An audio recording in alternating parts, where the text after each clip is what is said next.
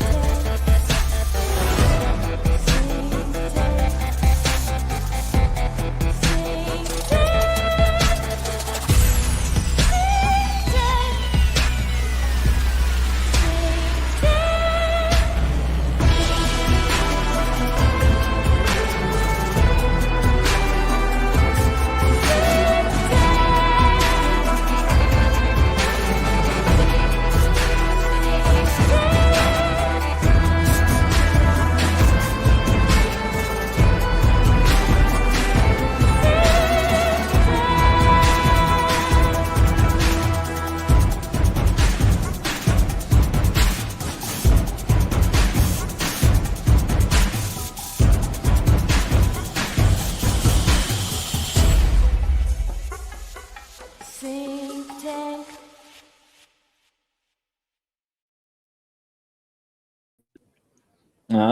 Are we alive? We're here. We're alive. Do you want to share what you were working on, Paranoid American, or is that like classified until next week? Let's give it a little bit. I'll bring it in a little bit later. Okay. All I know is like amazing things are happening. Singularity is approaching. David's ready for Mormon church or his bar mitzvah. I mean, it's a good look, I gotta say. The Mormons are coming tomorrow, actually. I'm just preparing myself. Dude, yeah. The Mormons are coming. They are, man. They call me so much, you know. They just, and I tell them, you know, I'm like, I'm not gonna go to the church. What's your end game? You're never gonna visit the church? I don't have an end game. Basically, that's the thing, is that's the pitch. They want me to go to the church, and so I let them know. I'm like, look, I say probably because it is. You don't want to play Dungeons and Dragons? Like, I love playing Dungeons and Dragons at the Mormon Ocean Beach Ward. That's like one of my favorite things to do in Santa Cruz. Is that these folks love to conversate. And they want to come, they want to show up, and they want to schedule a time to show up. And I'll tell them ahead of time. I'm like, look, like, this is what I have to offer. And they're like, well, that's cool. They'll take anything. They're like, you want to talk to us? I was like, yeah, I want to talk. I want to listen, you know? So they show up. They usually stay for at least an hour. If not, sometimes they stay up to 3 hours, you know? See, I mean, like, a lot of people think it's just because they want your tax dollars or they want to baptize you, but that's literally only 1/10 of it. They actually really want, what they want is to play Dungeons and Dragons with you because you're cool. See, because you think ways other people don't. Like, I remember the last time I played Dungeons and Dragons at that church. I said, okay, there's all this gold here. And like, you can wield away as much gold as you can carry. And then I was like, wait, but I can conjure. Can I conjure right now? They're like, yeah. I'm like, can I conjure? I want to conjure some beavers. And the guy looks in the book, like, can you conjure beavers? And he's like, yeah, you can conjure like 10-foot tall beavers. You have this specific super beaver thing. I'm like, really?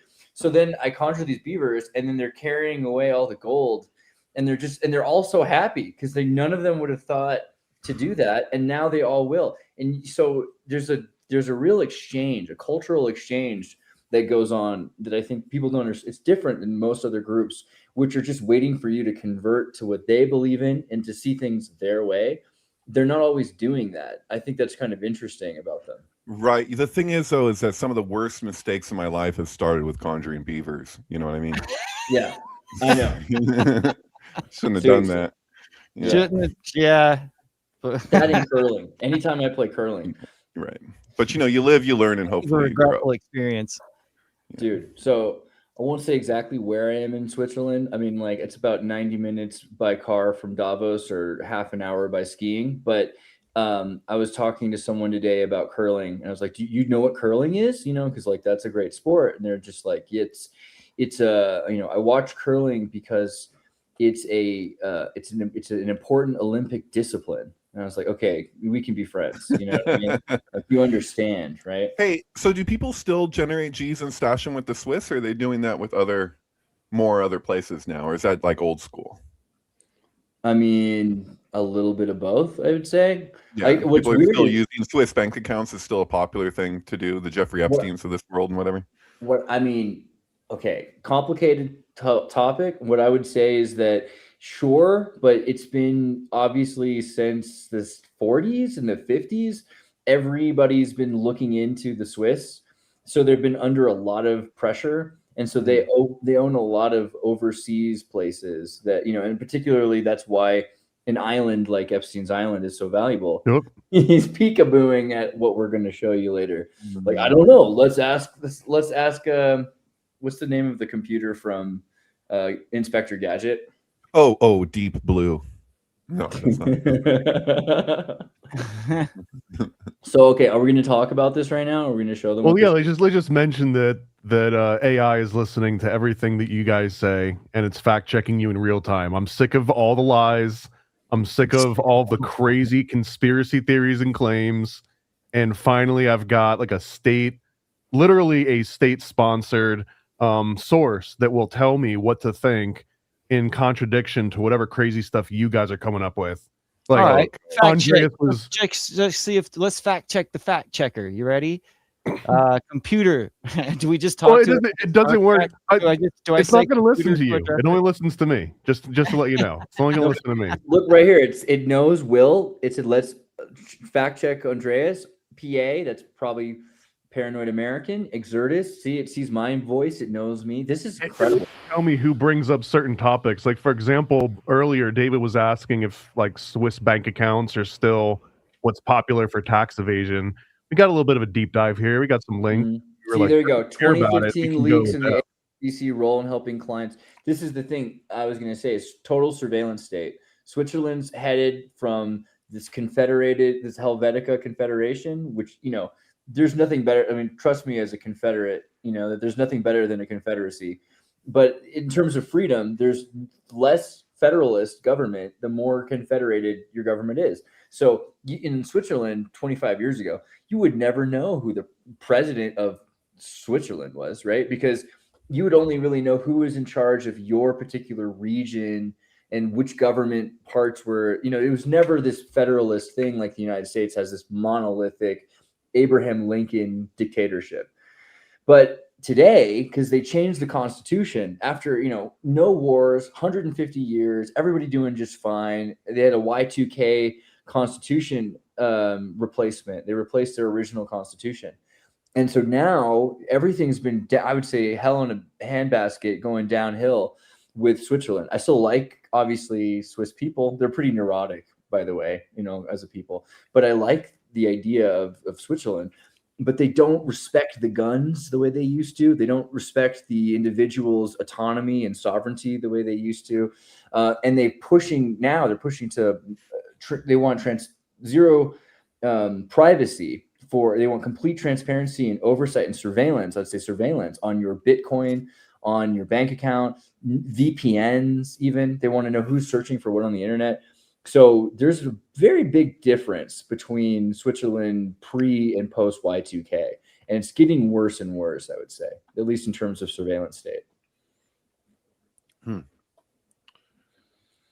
Gun lobby takes aim. Yeah, but there are still cool Swiss people. I'm not saying obviously Switzerland's amazing and the people here are cool, but you have to understand this is World Economic Forum Davos land. So of course, right? They're using it to create a surveillance state.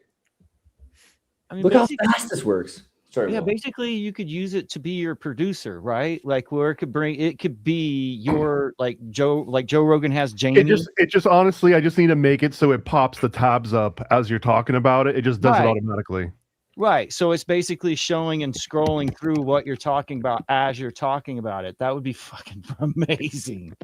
What's Robin Quivers? What you need to do now is create a Robin Quivers bot so that it takes the information that it's sorting through and it creates a response in the style of a candid respondent like Robin Quivers. We can absolutely do that. The price on that gets very pricey to test it out. That'll be maybe next Sunday. If you come back in, we'll have someone that joins in a little square and we can talk to him and ask him stuff.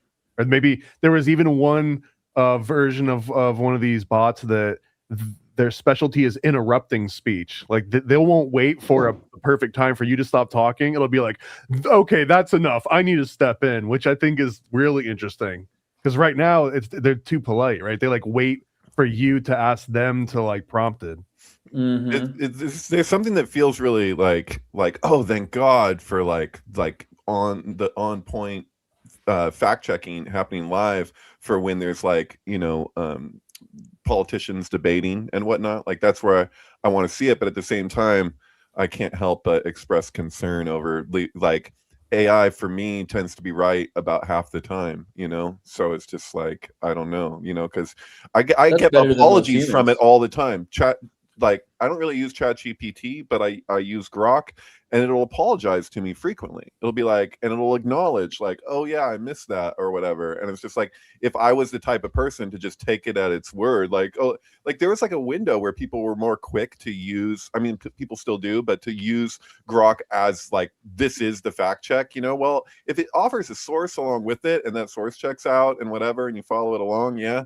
But like, you can't just be like on the authority of Grok. It's like, this guy was fixing my plumbing and he was using ChatGPT and he was having me read it to him while he was asking questions, you know, while he was working on my shower.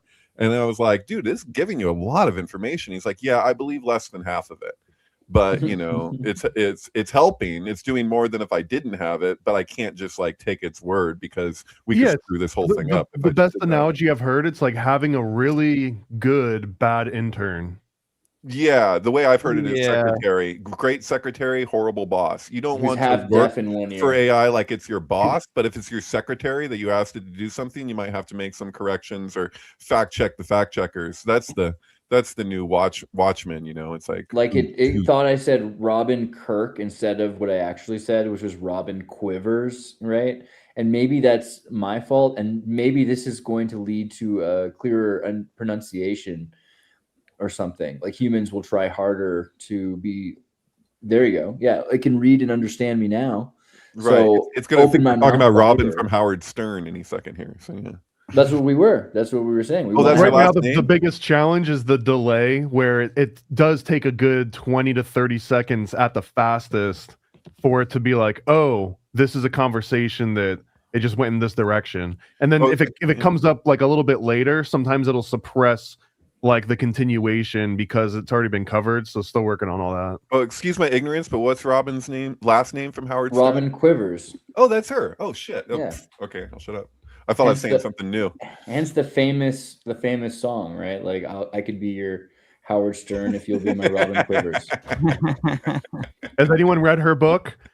Do you have a summary or synopsis of her book? Like what's the best passage? What's the most insightful thing that you think she expressed in her book? Well, let me tell you about it. I'm just gonna think about this for a second. You see, the thing I love the most about this book is it's a collection of interviews from Quivers' life. Hey, don't close all the information I'm reading from Podprober. I needed that. That was important to me.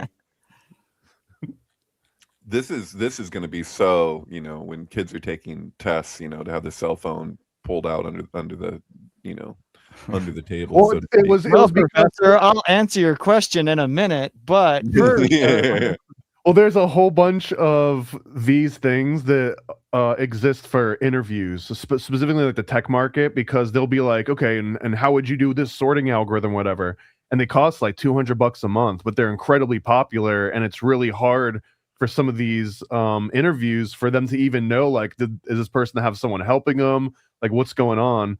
And there's nothing that really exists for anything outside that tiny little demographic. So the fact that like we'll probably find use for it, and I just want to make it better and better over the next few months until it's doing all the things like, oh man, I wish we had a tool that did XYZ.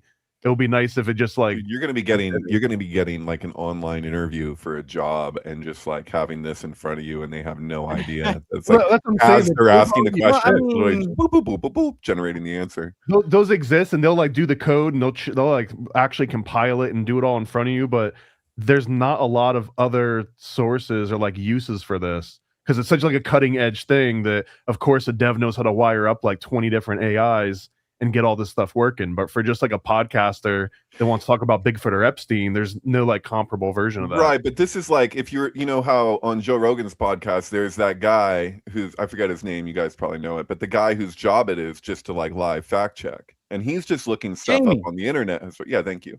Jamie. And so, you know, like if they had something like this or something even more advanced, you know, then like they're like, you know, as it's going, like this is their job, not the people doing the interview. Like they get to just do their thing, and then the other guy can jump in and be like, hey, that's not actually true. Or well, hey, if Joe Rogan wants to license like an early version of this, like he can be first in line. Yeah, true. Or Sam Tripoli could use this, I'm sure, even more, considering how far he goes down that road. Well, it would be nice to have had this when Avery was on the other day on Rogan, you know, like this, because some of that stuff I don't know, you know. I'll just be interested to know. But they got into flat Earth and whatnot. And it's just, you know, I know how Andreas feels about that, but you know, they didn't talk about Hollow Earth at all, which I thought was weird. I mean, how much would you pay for the capacity to fact check in real time? And this should be a feature of YouTube, just generally. Every podcast should have this just kind of running, you know, for the safety features. Already got that going on as far as the filters, because I'm certain, I know you can get cut off in mid live stream just for mentioning certain words. David Koresh was the most handsome man that ever. Yeah. Mm-hmm. His name was Vernon Howell. And why again did he change his name to David Koresh? Did he just not like the way Vernon Howell sounded? Obviously. No, it has to do with, okay, so he says there's like family names in heaven. First off, he says that there's a whole bunch of members to God, and that because Koresh is a word in the Bible that nobody really knows what it means. There's a couple of different interpretations of what the word is, but he basically said that he knew what the word meant because he saw it in his head. And basically it was the death rattle. So Koresh is the last breath of a dead man. It goes back to Matthew when it says the lamb is a carcass. There's certain parts where the lamb is talked about as being a dead man. Koresh is supposed to be a death rattle. And there was a commander that David said that he had whose name was Hava Koresh. Now, if a survivor heard that, they would probably say that that is incorrect. If they said it goes back to what the word Hava means, which is, okay, so when Moses is sent by God to the Pharaoh, he asked God, who am I supposed to tell who sent me? And basically what he says is breathing in and breathing out. Says, I am, which is breathing in, and I will become, which is breathing out, which is also like the last word is also synonymous with Eve. So breathing out, I will become, and then Koresh basically means death. So it is I will, or I am, I will become, death is basically what the word Koresh means.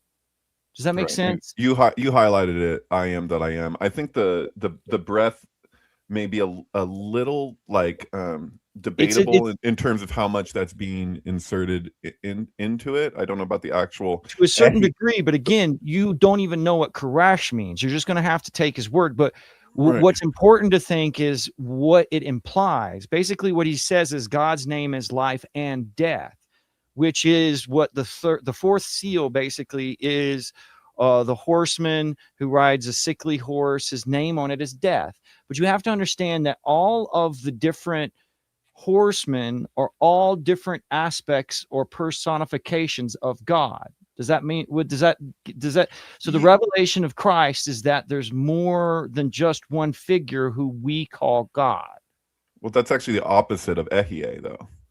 Because, or maybe it's not, maybe I have to listen more closely to what you're saying, because Ehie being I am that I am is really like you'd say I am, and then you'd say you're something or another, you know, I'm a goat herder, I'm a whatever. But when you say I am that I am, it's pointing back to itself. It's like having one pillar and it's saying I am, and you think it's going to say it's the other thing, when really it just points back to itself.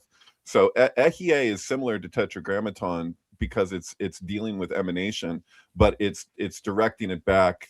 It's directing the identity back to the emanated flow. The word deals with identity, but the identity is in the thing in itself, as Kant would say. So outside of Koresh, there was a whole bunch of, I had to go through a bunch of the survivor stuff. I can't find it online anymore, but there's one who basically said, and I'm pretty sure he got it directly from David, that I am is like a masculine and I am become is basically like a feminine. And so it's like when he's asked, you know, who do I say sent me? The response basically is your mommy and daddy is how they worded it. In a sense, yeah. I mean, because Tetragrammaton, we've discussed this, is literally like a father, a mother, a son, and a daughter. I feel like I did put on my Sunday best to have the Branch Covidian show up in my space to discuss. Have you heard the good word of David Koresh lately?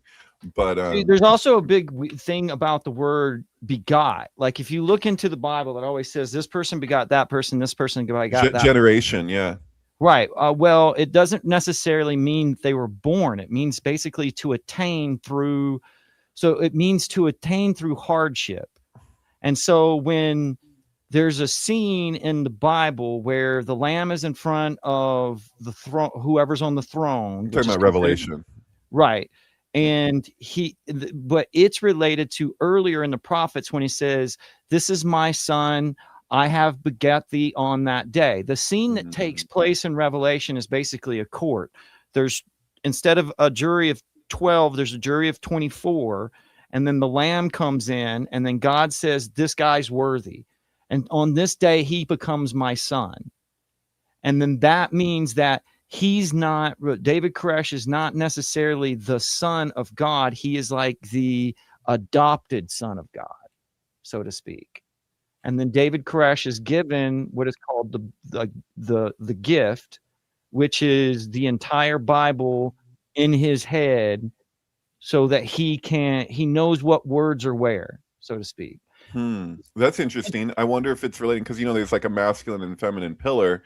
One could argue, it has been argued that Gevurah is related in a sense to like a surrogate, because the mother is Bina, right? And then Malkut is the daughter. But then in between them, there's Gevurah, which is basically like a stand-in. Like I'm going to raise your children while you're separated from them during the duration of the fall. So you could argue the same thing for Chesed. You could say that if that Chesed could be treated as kind of like, you have a surrogate mother on one side, it's like you have a stepdad, right? Chesed has to do with mercy, right? So the whole aspect of what the Davidians say they were doing was that they feared God. It's like, we don't fear the United States, we fear God. And then the FBI would ask them stuff like, well, why do I have to fear God? Because it's like, if you don't fear God, how can you receive mercy? Right. If you've seen that film Mother, that's completely Gevurah and Chesed. The mother is the feminine pillar of the lower worlds. That's Aronofsky, is it not? Yeah, Aronofsky. Yeah. So the father, the reason why he's just saying, come into my house. So it's the bait, right? It's the first letter of the Torah. He's saying, come into my home, and they're wreaking havoc. If you've seen the movie, you know what I'm talking about. And it just breaks down further and further. That whole movie is like from the beginning of time throughout the fall. Like when Ed Harris shows up at the beginning, like that's the Adam. What movie are we talking about again? Mother, Darren Aronofsky's film Mother. So you wouldn't get it if you weren't Jewish. Right. Probably, actually. Like, there's hidden shit in this movie. If you go through the script and you take the first 42 letters, like, it ends on when she's talking about outside, like what's outside the house, because it's like just like the Torah does the same thing. We have the first letter of the first klipa is mentioned 42 letters into Genesis. And so, but what I was going to say is, it's like all those people that are just like wreaking havoc, and they're saying the poet, he said that this is okay. He said that this is okay. He said, everyone's welcome. Basically do what you want. It's because even though you would want, most people watching that would want to treat it that this man is being abusive, because the house is falling to pieces and she's trying to hold it together. So we automatically view her as the victim. And in a sense, yeah, rightly so. But the thing is that he's playing chesed. He's being merciful. He's saying, it's okay. It's all okay. It's all okay. And she perceives that on the other side, like, what are you doing to my home? And then she ends up being the one to destroy it because we're judged by our merits, right? So like at the end, so just like Dogville, that movie communicates the nature of Gavora, that when pushed to a certain point, it becomes destructive. Gavora, it's a kind of an improper judgment. It's a kind of an improper translation to just call her severity, just like with Chesed, it's kind of a misinterpretation to just call it mercy, but it becomes a matter of that because of our inclinations, right? Like on Darth Vader's death plate. You're making some good points here, because I mean, wouldn't that be associative to Beth, right? That would be associated to the feminine. Oh, you're saying the house? Yeah, the house. Yeah. Because I mean, that's what the Davidians are basically representing, the compound, what they called Mount Carmel, as a house. And then the United States government invaded that house. Yep. Yeah. In fact, I've had the actual thought that you'd appreciate this, that if you look at the story of Mother, that it's like an archetypal Kabbalistic story that translates to all kinds of things, including what you're talking about with the Branch Covidians. Branch Covidians, Freudian slip, excuse me. But yeah, so yeah. I just open up. It's all symbolic and poetic, like the whole act, and that's what you got to keep in mind. Like, I don't come at this from a theological or from what would be the word? Like, I don't come at this from like what justice or. I don't come at this like I'm a Davidian. I'm just a straight Davidian. He's playing Caress Me Down. Caress Me Down. And as the end time sound, mucho gusto, me llamo David. I'm holier than anybody. And if you wanna get saved today, just wipe that sinner look off your face. You hate me, cause I got all the wives, 14, 15, keeping them alive. Spiritual brides in the Mount Carmelite, ATF at the door, but we ready to fight. So they told me to come out, and I said, wait a bit. I got the 7 seals, man, I'm interpreting it. Pulled out my Bible tip, and it went drip, drip, drip. Revelation flowing, yeah, that's that prophet shit. It went and the girls caress me down. That's our prophet. And that's the Waco sound. It went That's the Waco sound? Is that what it said? Tell me that's on Spotify. Oh god, that was amusing. Andreas. He's got that Waco sound, you know. Is that on, can we get that on Spotify? We better. Oh my god. Yahoo vibes. Oh, I don't know how he'd feel about that. Yeah. I don't know how he feels about anything. I can't make sense of that guy's politics, and I don't know where he's at now. But he surprised me in the past, because I thought he was one thing, and then I saw some statement from him and heard some of his newer music, and I was like, really, what's going on with this? You know how like Trump plays 4-dimensional chess? Matisse Yahoo plays 4-dimensional solitaire. I think that's kind of it's probably why. The poor guy. I don't know. Oh, yeah. 4-dimensional solitaire. Oh, box sagas exist. We could probably do a Long Beach box saga. That's probably the dub box saga, isn't it? I can't believe I've never considered that box saga. Yeah, bro. There it is. I mean, now there's like a long pause between any idea that we have, because Paranoid American has to like look it up and see what ChatGPT or the AI has to say about like all it'll be more fun when I get like all 3 or 4 of them all responding at the same time and like fact checking each other and getting into argument. Yeah, see, we need to hire a fifth person to just be. Can we get Glenn Maxwell now that she's out? Their fact checker, because she could be a good Robin Quivers kind of thing, right? I mean, is anybody like fooled by this? Does anyone look at this picture and say, yeah, that's the same? That's definitely her, right? To be fair, let's just steel man the thing. If she's in solitary confinement for however long, I don't know. That could change a person. I don't know. Wait, those are supposed to be the same people? I thought the left one was like a North Korean prisoner or something. Well, I mean, that's the best steel man so far. Maybe like her. It's like because the pop button is buttoned. Yeah, that's true. But your nose doesn't just inflate like that unless you drink a lot, I think, right? Am I wrong? Like, this just seems a little They call it hooch in there, I think. You think? That's like an Econ Car term, probably. I don't know. I'm kind of concerned. It's a low quality photograph anyway. But yeah, it's what she's doing with her mouth there. It looks kind of like, that looks like a dude. Now, do you think, and I'm being serious here, because she probably doesn't have a lot of outside contact with like the entire world. Do you think there's any kind of encoded messages in this image? Is she like blink in her eye a certain way? Did she like arrange the hair on her in her bangs in a certain way to like send a message to someone, or is this is just her on a rough day? What is the message I going don't to be? know, Help? man. Bro, I really think that this has to do with what's his fucking name? Preddy from Minnesota. Because I've thought a lot about the whole Pretty boy? way that Preddy was presented to us, was that you don't know what he looks like because everything had been messed with. Like, and I think that there's some sort of attack on identity at this point where they can just will out who in front of us. You get what I'm saying? Like there's something going on. Did you see the interview with Bannon where Epstein says to him that he was only eating like Baby Ruth in there or something, or Almond Joy? I can't remember what he was eating, but he says he's only eating these candy bars, and Bannon asked him, "Oh, is that because you're afraid that the chefs poison your food?" And he said, "Yeah."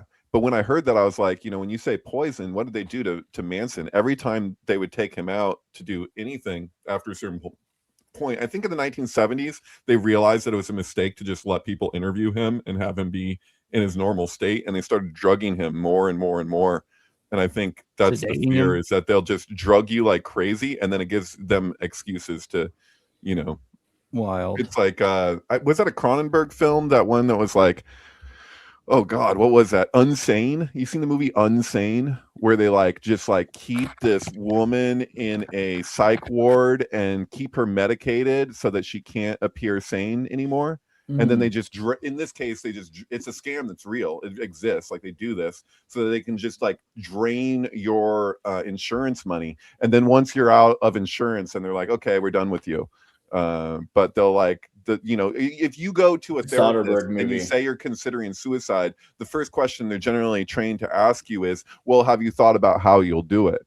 And if you actually do express any kind of semblance of a plan that goes into any kind of specifics whatsoever, they'll be like, in certain cases, they'll be like, all right, you have to go to this facility now. And then, it's like a pipeline that works with certain therapists, particularly psychiatrists, to just so they're getting paid too, and the whole thing is just this giant racket. But yeah, I wondered about that when he said that about the candy bars, because when he says that they're poisoned, I'm not thinking, oh well, they're gonna kill them. It's like, well, what are they doing with them? You know what I mean? Like, I wonder, he did that to other people too, so whatever, here's a cocktail.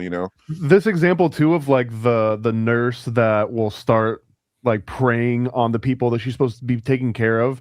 The same thing where the government will do that too, right? Like a lot of these government programs, they will start on people that no one really cares about, have no agency, and have no one that's checking up on them, which usually starts in either insane asylums or sanitariums. But since those are gone, then it went to prisons, and now it's mainly prisons, right? But it almost seems like that's always going to be the first wave of where you test all this stuff out on.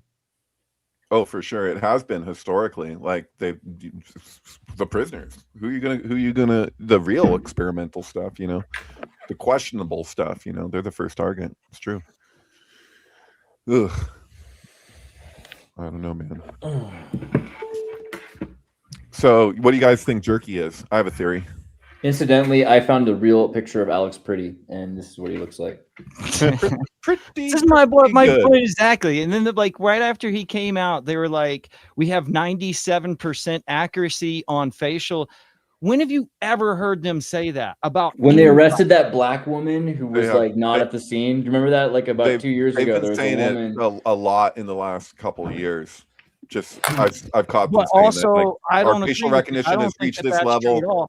And then the other thing is, they talked about his parents identifying him and stuff. It was like they had to confirm. To me, it doesn't matter. Confirming who he is doesn't matter. But the weird thing about all of the different versions of him, and including reiterating who he was and what he looks like, only, in my opinion, confuses his identity more. We don't even know if the guy actually exists, because we didn't see the interview where his parents said, Dad, that was him. We just repeated it. But if you go back and you look for an actual link to where his parents said that, you can't find one. And it's it kind of was the joke that David brought up last week. I was hit by a tree and I didn't hear it coming, because I was in the forest alone. It's like that. I mean, a lot of the time they're setting you up. I think any kid born within the last 5 years, within the next 5 years, so by the time they're 8 to 10 years old, nobody's gonna, especially kids born that generation, will think that just because they see something, it's real. Not Right. just not just on video, like in real life. Nothing will be. You'll It's not be able to take. psyoping. You'll never be able to assume that what you saw really happened anymore, which is great because a lot of the time Because that's I the think Trump. easiest I way to lie think to you. Trump. You remember in the Charleston stabbing, he came out with a video about what, like a White House commentary on how he felt about the stabbing, and it was the exact same day that Charlie was killed. And then in that exact same day, he made another response to the Charlie shooting. So he made these two like big White House, but if you look at them, they look AI. Like they look like he was using AI. And with the Pretty stuff, there's a lot of comments on how they were using AI.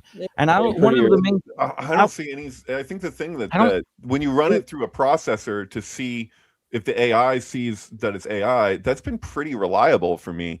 Like it'll even point stuff out. It's like, look at the 6 fingers here. Like, I didn't in the days necessarily that there's think 6 fingers, but if you look AI. at something where they have training now, so if I want to do like face app, so let's say I'm like a sexually frustrated 48-year-old woman who, you know, wears like a vagina hat, right? And I want a picture of Alex Pretty so I can worship him on my, you know, my Antifa website. So like you do, you use your face app, which is some app that you got on your iPhone, or I'm assuming Android as well. You can take their face and trained on pictures of magazine models from Cosmopolitan or Playboy or Playgirl, they could put those features into the face, and all of a sudden his nose is a little bit nicer, his cheeks are a little bit nicer. But it's not easy to actually tell that this has been AI generated, because the way that the pictures are arranged together, it ends up looking like a perfect structure of a picture. And there's newer and better forms of AI augmentation, which are harder to detect. Sure, if you're generating AI that has 6 fingers, you'll notice that. I think that they're rolling out new versions, because with like the Pretty video, the first time that I saw it, I was like, the contact isn't right, because at that point AI didn't have good physical contact. But now the new seed, like it was only like maybe less than a month later, they came out with stuff that it looks like real fighting. And I'm like, well, were they using some sort of AI? Like, are they playing games with us? And they're testing people every day. You go on Facebook and Instagram and TikTok, you get messages sent to you from people saying, look at this orca that is like taking care of a baby, or like, look at all of these soldiers in this video that come home and they get to see their kitten. People are applying and they believe confirmation bias just willy-nilly, like whatever it is that their own inclination is, they'll say that anything that they don't like is AI, and anything that they do like, I'm not talking about you guys, I'm just saying in general. I see this in the internet world all the time, where it's like somebody will have some overt confirmation bias, and they're just like, oh, that's fucking AI. And you're like, dude, you're saying that because you don't like, you're like, oh no, but this is real for sure. You know, it's like, because you prefer it that way. Like, also, what? Are we going to say that we no longer believe in the person who killed Inigo Montoya's father just because he had 6 fingers? I think that's the 6-fingered man, bro. I'm not the 6-fingered man. That was AI. I mean, right? And so this is Portia Woodruff. Do you know about the story? Wild. Yeah. So Portia Woodruff was arrested for 8 months, or she was 8 months pregnant when she was arrested for carjacking. The Detroit police used facial recognition technology to run an image of the carjacking suspect through a mugshot database, and Miss Woodruff's photo was amongst those returned. She was a esthetician and a nursing student who was preparing her 2 daughters for school. She was shocked when police officers told her that she was being arrested for a crime that she did not commit. She was questioned over the course of 11 hours by the Detroit Detention Center. A month later, the prosecutor dismissed the case against her based on insufficient evidence. This was just one of the stories in 2016, 26 states. I've seen ones where somebody spent like 8 months in jail. I mean, I can totally imagine why AI is being used to target people. And it's going to be really difficult for a while to dismiss AI recognition. People say, well, the DNA evidence is in, the photo evidence is in, the computer says it's true. This is like that movie Gattaca, where no one looks at the real ID, no one uses their own senses anymore. They're trusting in technology, and it's too easy to make clerical errors. Nobody fixes a toaster. Well, that whole movie goes into a place of them trying to work around to navigate the system in a very, like, you know, strategic undercover way. Like they have to make this guy into this other guy. It's a lot like Orwell, really, but you know, same. Michael Williams jailed in New York for over a year for first-degree murder of Safarian Herring. Interesting name, Safarian Herring was murdered, I guess, and they proved that Mr. Williams could not have possibly been the murderer, but he was in jail for over a year before he was able to disprove that, prove he was innocent. And there's more and more of these cases. Rosa Jimenez, Leonard Mack, leveraged significant advances in DNA evidence, but there's DNA evidence even that they were saying, well, this proves that you're the same person. But of course, it was disproven later to show that maybe 1 in 250,000 people in this particular state could have been had the same DNA proof. So we're not in a situation where technology is making it easier to trust evidence, right? That's my cousin Vinny, but long before there was DNA. No, the defense is wrong. Wrong. Dead on balls, accurate. God, I love that movie. You know what it does for me? It does not mean that we can't trust the evidence. To me, it signifies that we never could trust the evidence. Right. Like that everything or blessed is those who can believe without seeing. Right. We believe things because of authority, right? Because somebody told us that was true.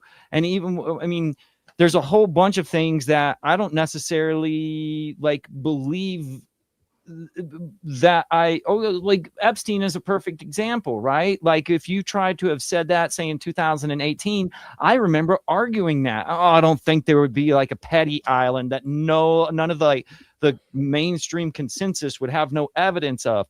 And now it's almost like common knowledge. Hey, just for theoretics, like suppose, Will, that you or anybody that you had a good friend that filmed Pretty kicking the back of that van. Like you have a good friend who filmed that and you know him and he's like, hey, I filmed this thing.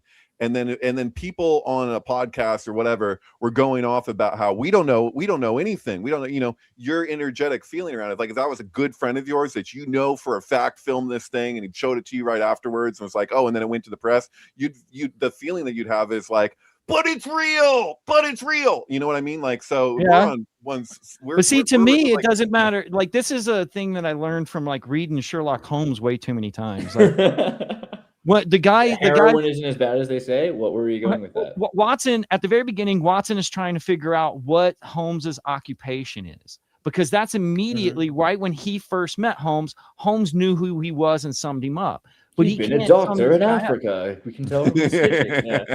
So there's this moment where he's like analyzing his responses, and Holmes doesn't realize that the Earth is round. And he's like, Holmes, I'm astounded. I'm like, how There's could your you sign, by the way? Dr. Holmes knows the Earth's shape. Keep going, but yeah. But he's like, you don't know. He's like, not only do I not know, I don't care. It just takes up space in my brain because it has nothing to do with what my job is. It has nothing to do with me solving crimes, so to speak. The point is sometimes the biggest crime, the biggest lie. No, keep going. Sometimes we assume things, but they don't matter. And the same thing is true with Petty. Like the only things that we know about him is what we're told about him. 5 years ago, we would have said he was a crisis actor. We would have said like he might not even have existed. And maybe that's the reason why they changed his appearance, because you can probably find him in other events. Do you get what I mean? Like it doesn't matter if it was him or not. It doesn't change any situation. I've seen other examples of him at different events. That's something that. But am I looking at him, or are you saying? Or is he hired? Like people said that he was hired. At that point, he left him would go away. He left his job as a nurse, and that's the idea of that argument. So he was just being paid to be a full-time protester. So they're paying people to be full-time protesters, and they're out there with guns and no ID. It's like, come on, you guys got to be at least professional if you're going to do this. You got to do it right. If you want to carry a gun, at least have your ID on you. That's what I'm saying. Like. It would have looked suspicious to us had it happened at any other given time. And now that we're at this point on the timeline, we're accepting it as fact. but none of it is like actually set in stone, and none of it changes either event.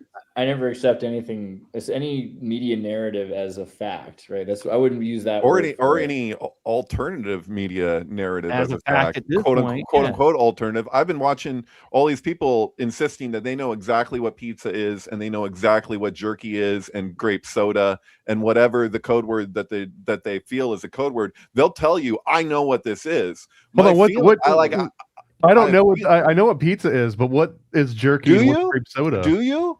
Do Like, you? It looks like code for any sane person. You don't get rent pizza for an hour. You know, can I get I would love a pizza for an hour. Like nobody says that, and if they do, certain Democrats, we're not talking about that. pizza. Now, is it just that the people are being treated as pizza? That makes the most sense, but you still don't know until you know. Like the jerky thing, I personally feel I'm leaning in the direction that they're talking about stem cells. Yeah, if you watch videos of grape soda is stem cells or jerky is stem cells? I think jerky is stem cells the way that they're talking about it. That not just stem cells, but like an aborted fetus. Jerky. Like, so here, that's gross.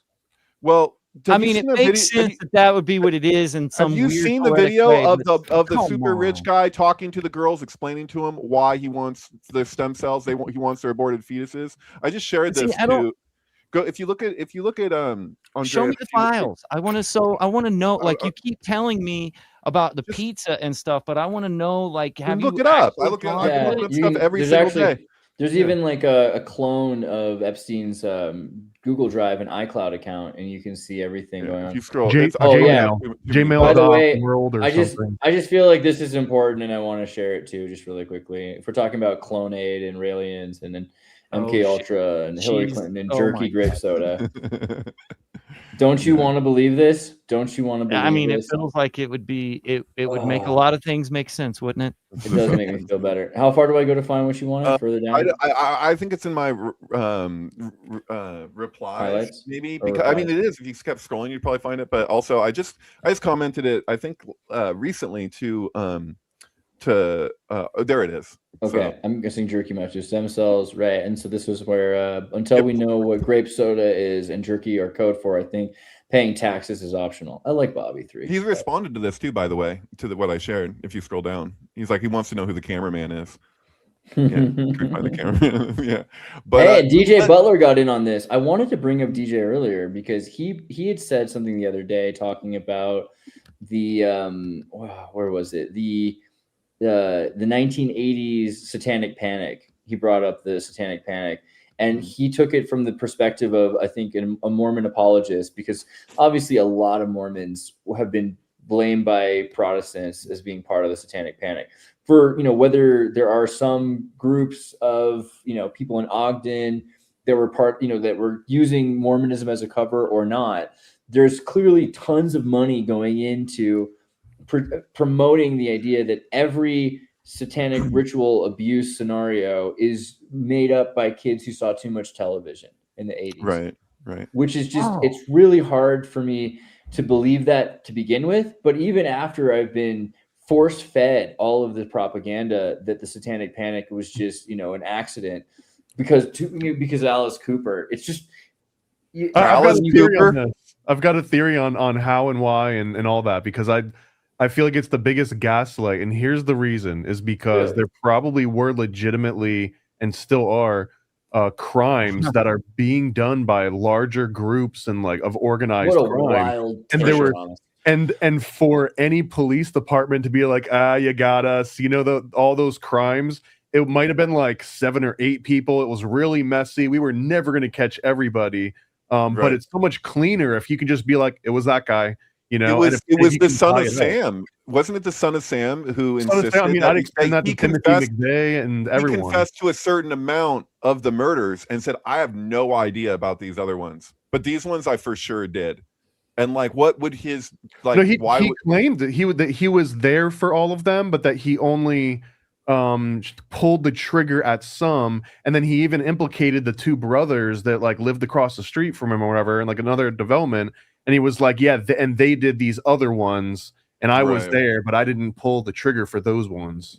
Yeah. So, Andreas, I want you to play that video if you could, because it Do it feels now, like Andreas. it's kind of an understated thing. Because I mean, I don't know, but this would explain a lot, because my feeling is kind of like with Utopia or whatever, where you're like, you look at their like where these people are coming from ideologically, because a lot of these people want to think that they're good people. He's saying it's life giving, so he's basically like, give me your stem cells. It's good for somebody could use them. It's just waste to get rid of them. But yeah, and in this case, So is jerky, though. I mean, yeah.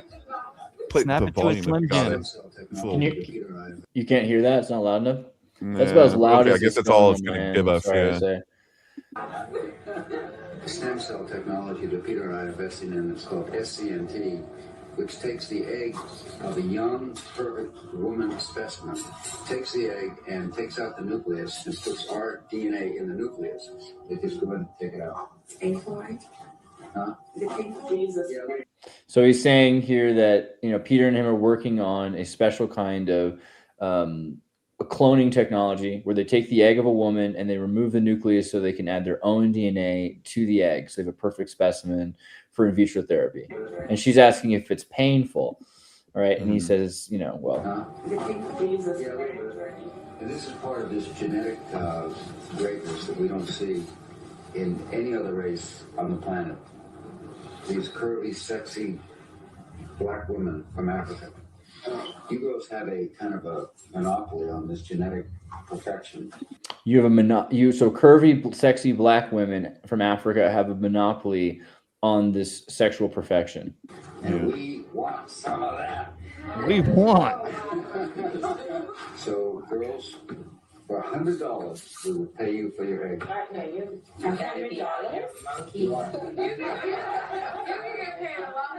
So how much do you want for it? Let's bid. I bid $500 for the Olympic. Whoever I bid, he's gonna outbid me.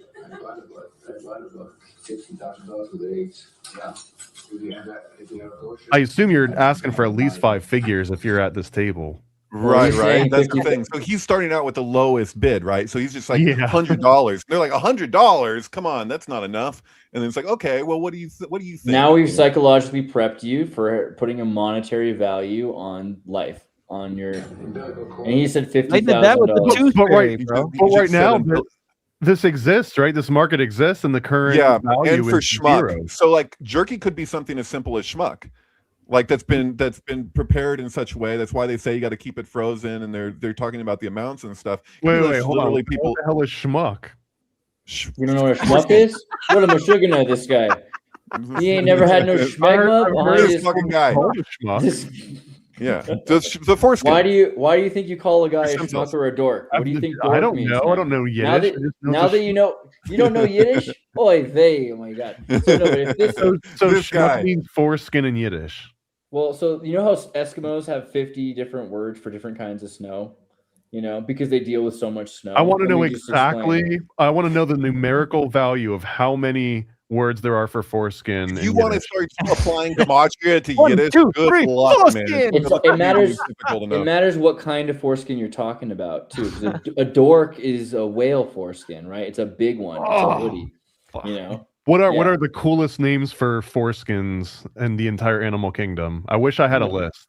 Oh my god! I wish I had a list too. Where If only is there was some sort of a technology that made it possible for us to have a list of stuff. How much would you This pay is what for a the pod software rover tool is for. that could give you often cited as slang word for specifically that of a blue whale is the dork. Tell us more. Tell us about more foreskin. I mean, apparently there is a website that says 199 funny names for foreskin.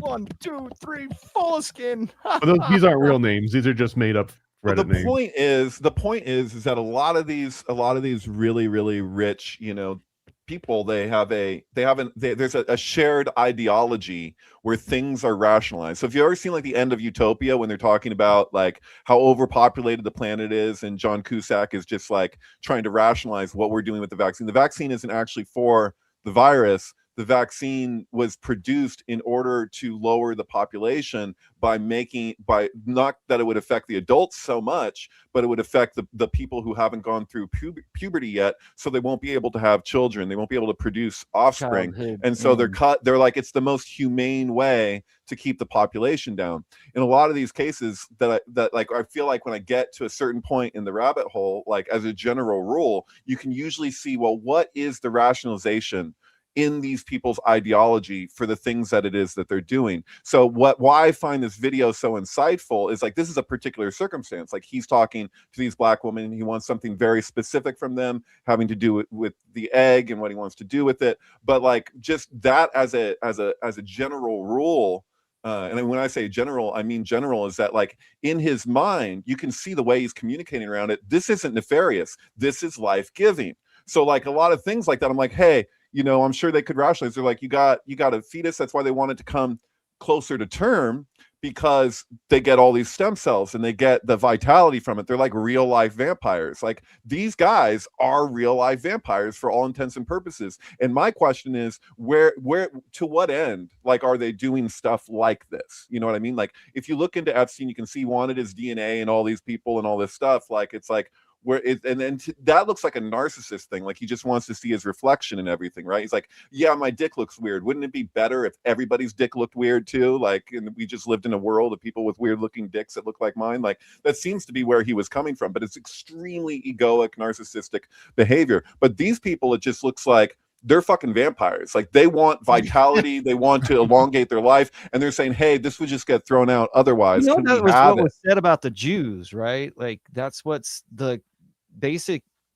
archetype of like a vampire or Dracula. It comes from the idea of like blood libels or whatever. Yeah, blood libel. But in this case, you can see that you can see what their relationship is to what they're doing, and it's very explicit in this video. That's why RFK the third was like, who's the cameraman here? I'd like to talk to that guy. You know, what else did he see, you know, when he's hanging out with these people and the kind of shit that they say, you know, that they live by. You know, it's crazy.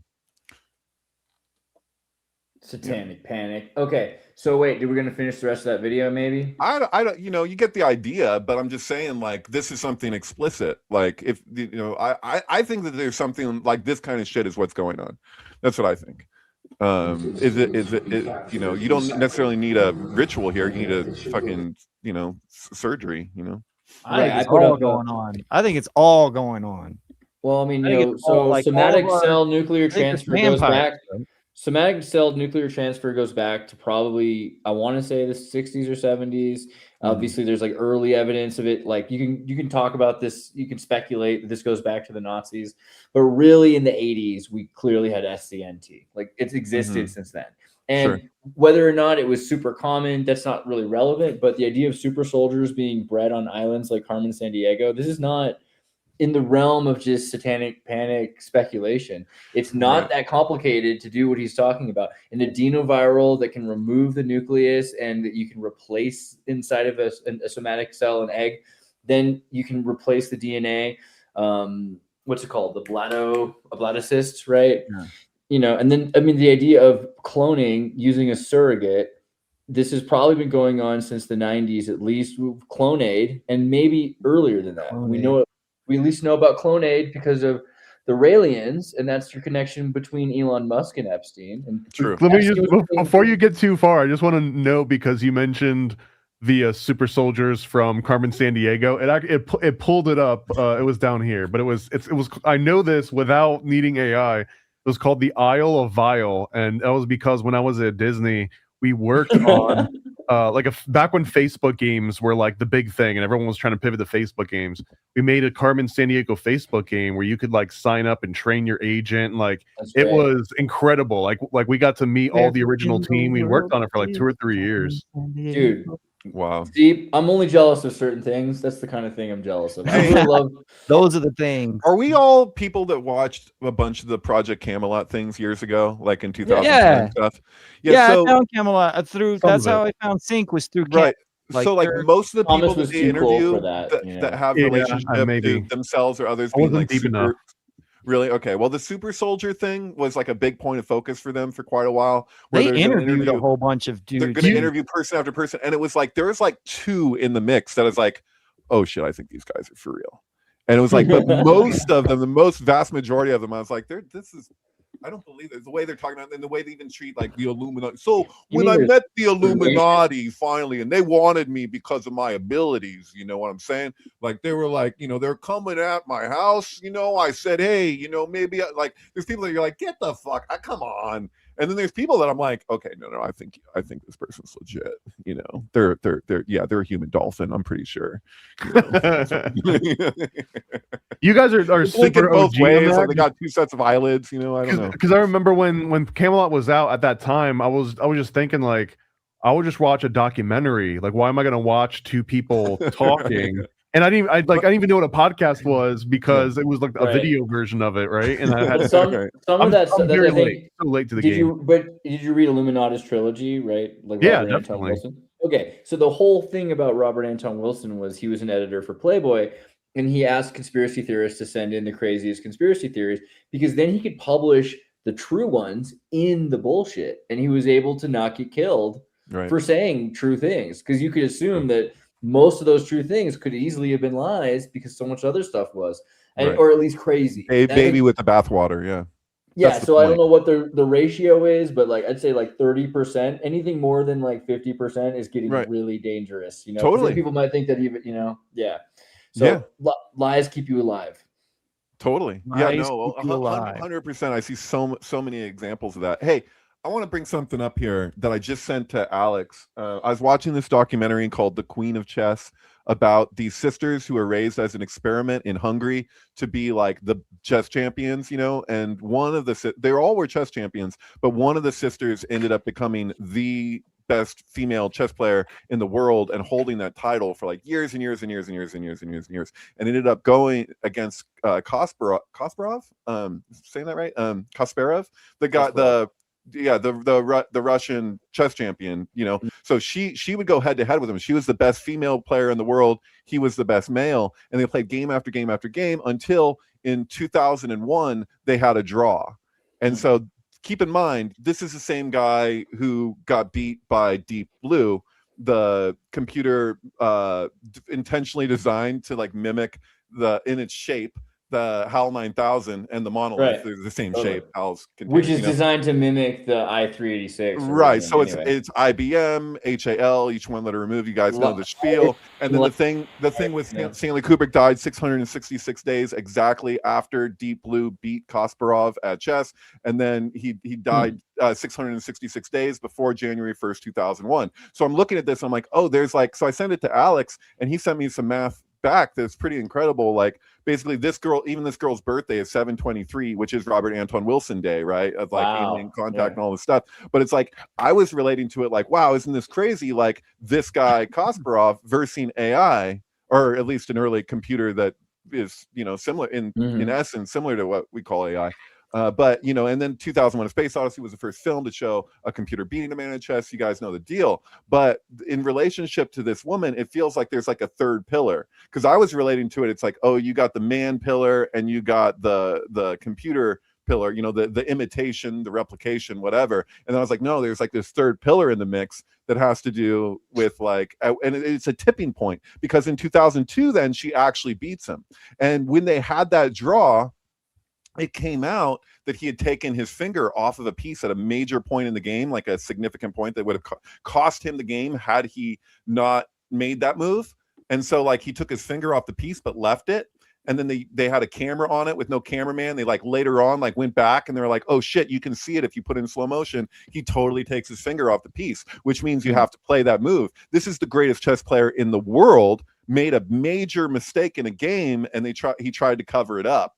Or he claims not to realize, I guess, that he had done that. But she saw it, and then they revealed it. So that game probably was like in 2001, she technically would have beat him had he played fairly. And then she beats him in 2002 to like prove the point. But I feel like there's some kind of crazy significance there with 2001 as a tipping point.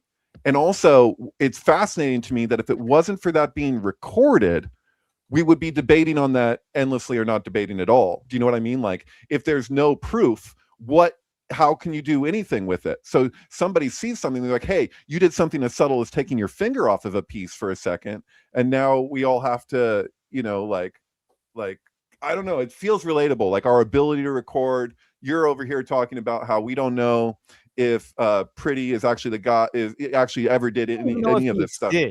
I mean, He just may the not name. even You've got the he good may not woman even and the pretty exist. boy. It's clearly more important whether or not he existed. The narrative is more important than the actual person. The reality is, I mean, what is the reality? Someone knew this person. So then, okay, one person knew this person. 10 people knew this person. Millions of people have now heard of this person. That is so much more important than truth. We're in a post-truth society. Right. Although keep in mind, I'm going to keep in mind that I had a friend, somebody you knew, I won't mention his name, but I have a friend who went completely crazy. He's dead now.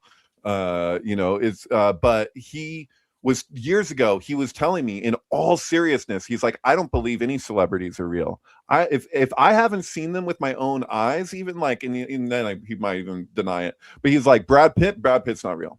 He's like, I've never seen him. So I could be over here like, I actually know somebody who I know really well that knows him and has hung out with them, blah, blah. I'd be like, we'll just pick a celebrity.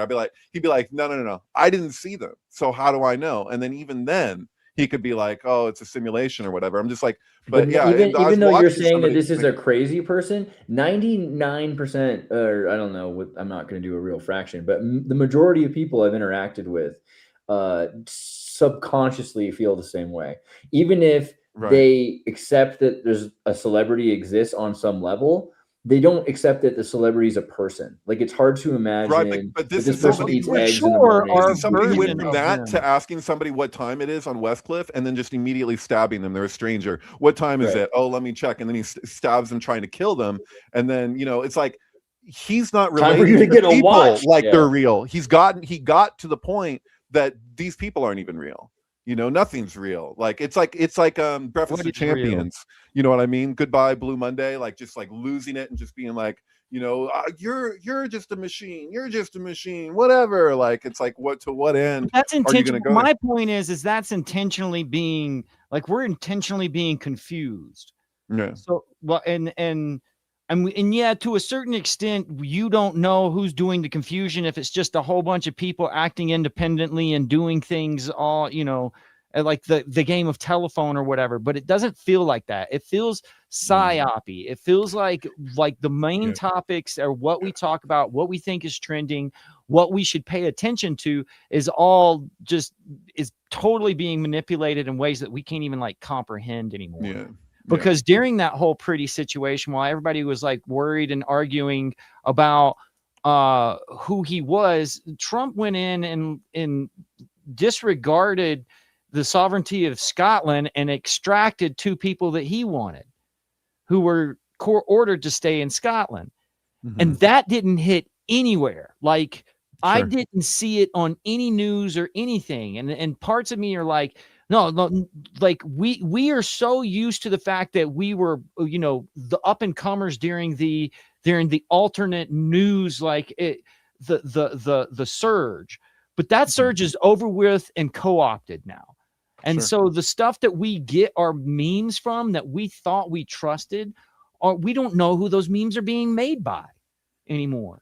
Do you get or even who the memes are really directed for? Because you'll have memes that are supposed to be on one side of the polarization, and then it could just as easily be coming for the other in order to have something purposely be debunked, and then you criticize it, and then it's that baby with the bathwater phenomenon where people just pour the whole thing out because they're just like, oh, this is so tainted, I don't trust any of it. And if you know that something's gonna break, like if you know that a story's gonna break, they literally have these PR teams that are just like, as quickly as they can, like if they want to say, if you have, say for example, in Iran, they have a media blackout, but there's videos coming out of people just being gunned down in mass in the streets. What are you going to do if you want to offset that exposure? Say you're with the powers that be, the global powers that be, and you want to offset in that some way. The best thing you could do is just flood the internet with other AI versions of that happening, so that people will throw the whole thing out and they go, oh, I saw about that. That's AI. They're not gunning people down on the street. It turned out that was fake. Well, there's one video in the mix that showed 1,000 people get killed, and then there's 10 videos in the mix that are completely fake that show that, and then they'll be like, oh no, but that was fake. So that makes the most sense for if you want to circumvent something that's going to be like somebody's going to blow a whistle, or there's going to be something big, and if they have any wherewithal whatsoever, that's the best way to just like taint the water. You know what I mean? And I think that that's exactly what Fred Chrisman was doing. Like when I go back and I analyze what Fred Chrisman was doing and why he was totally like wrapped around the whole UFO thing, is because he wrote in a story to Amazing Stories, like the pulp magazine that basically was the preliminaries for, you know, the comic books. Totally. Speaking of Breakfast of Champions, yeah. But see, I think that that's what he was doing, because the first time Fred Chrisman comes up, I think that he was a military, like UFO or UFO disinformationalist, say. Disinformationalist, interesting. Right. So he'll take a story and say, yeah, I know for a fact that this story is true, but then change some of the details and sort of muddy the waters, so to speak. Yeah. But I think that what we're dealing with now is that you get, okay, so you said something about the right and left. There's evidence that has tied Epstein to 4chan and in the new papers that just came out, and Maxwell to Reddit.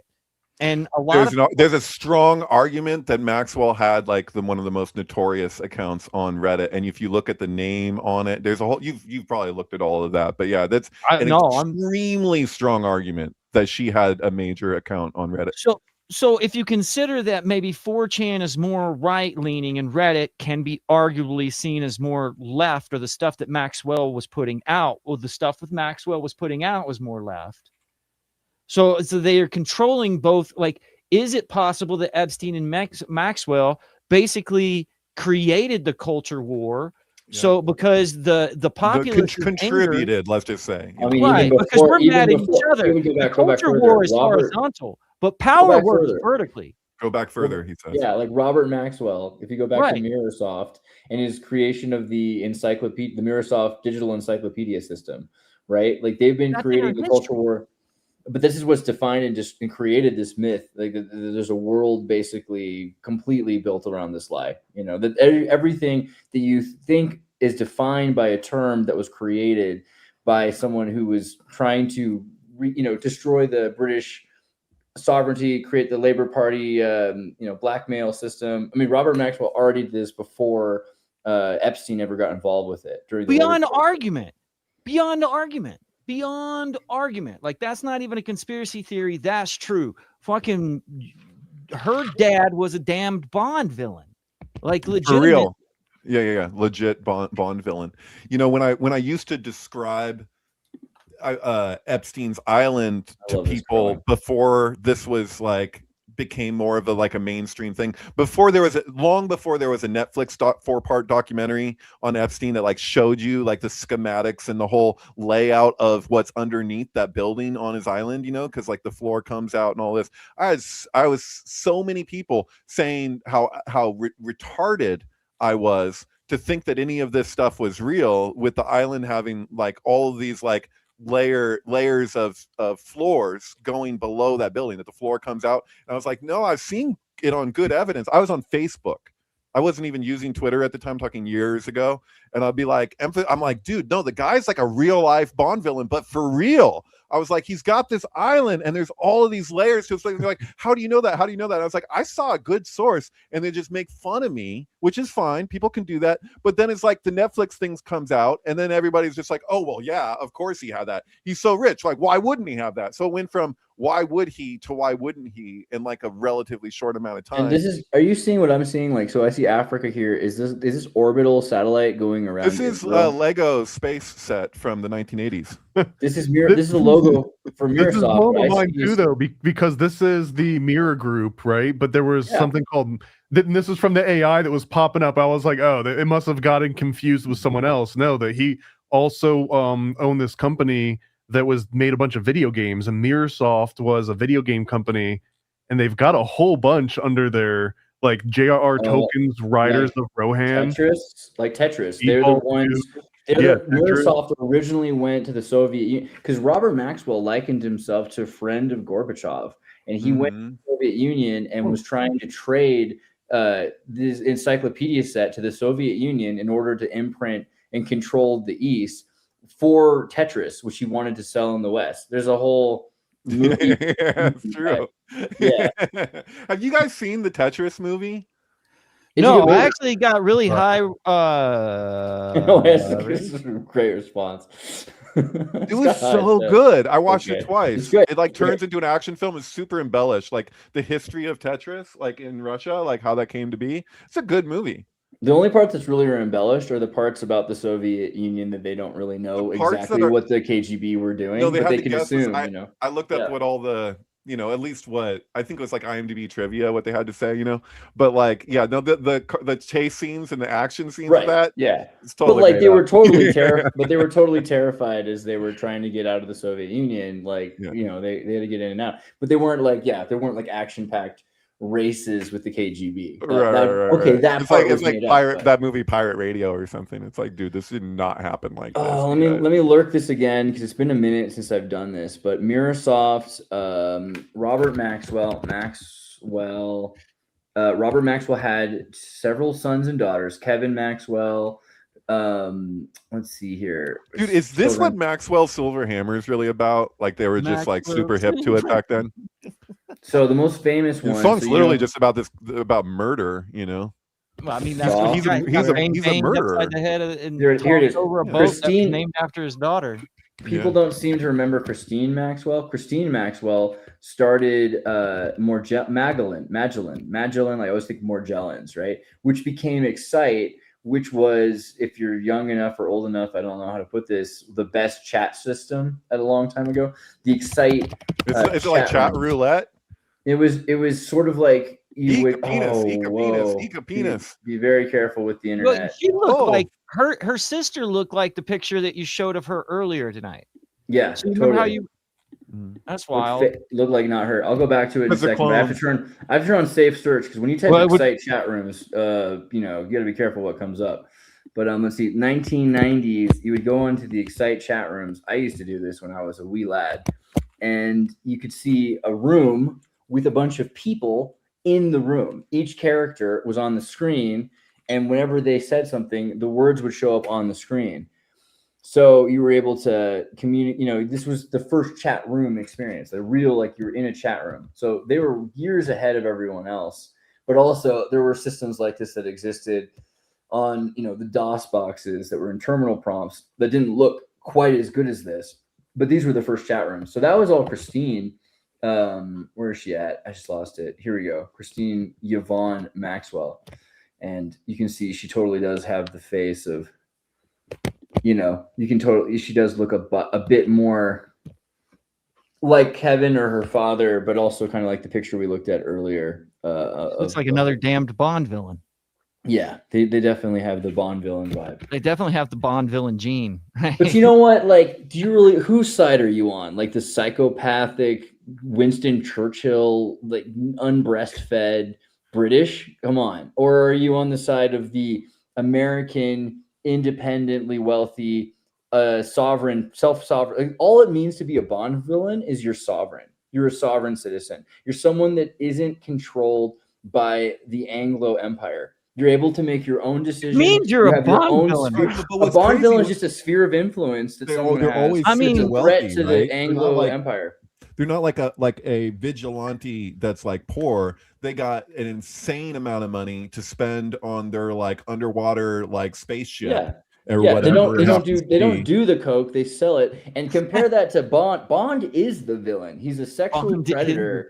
You know, everything about him. You're right, and I feel like it's a missed opportunity in the way that they produce the later Bond films, because I feel like to stay in the tradition, if they really wanted to maintain relevance, he should do almost like, you know, people put down the Batman Christopher Nolan movies, you know, but the cool thing about the second and third one of those is that he really, really goes into that place where you're like, wait, who's the bad guy anymore? Like it starts to get confusing. You're like, wait, is it? Because in certain cases, you're like, dude, it feels like Batman's like the Apollonian, like he's like, what is he working for? Like Gotham is a shithole. Like you guys, like you're just like revenge. It's revenge. Is that his parents took out the criminals, but the criminals took out his parents for putting them into insane asylums to begin with. So it's like he represents this cycle of the state punishing crime, and then the vigilantes having to punish the criminals, and then the state punishing the vigilante. There wasn't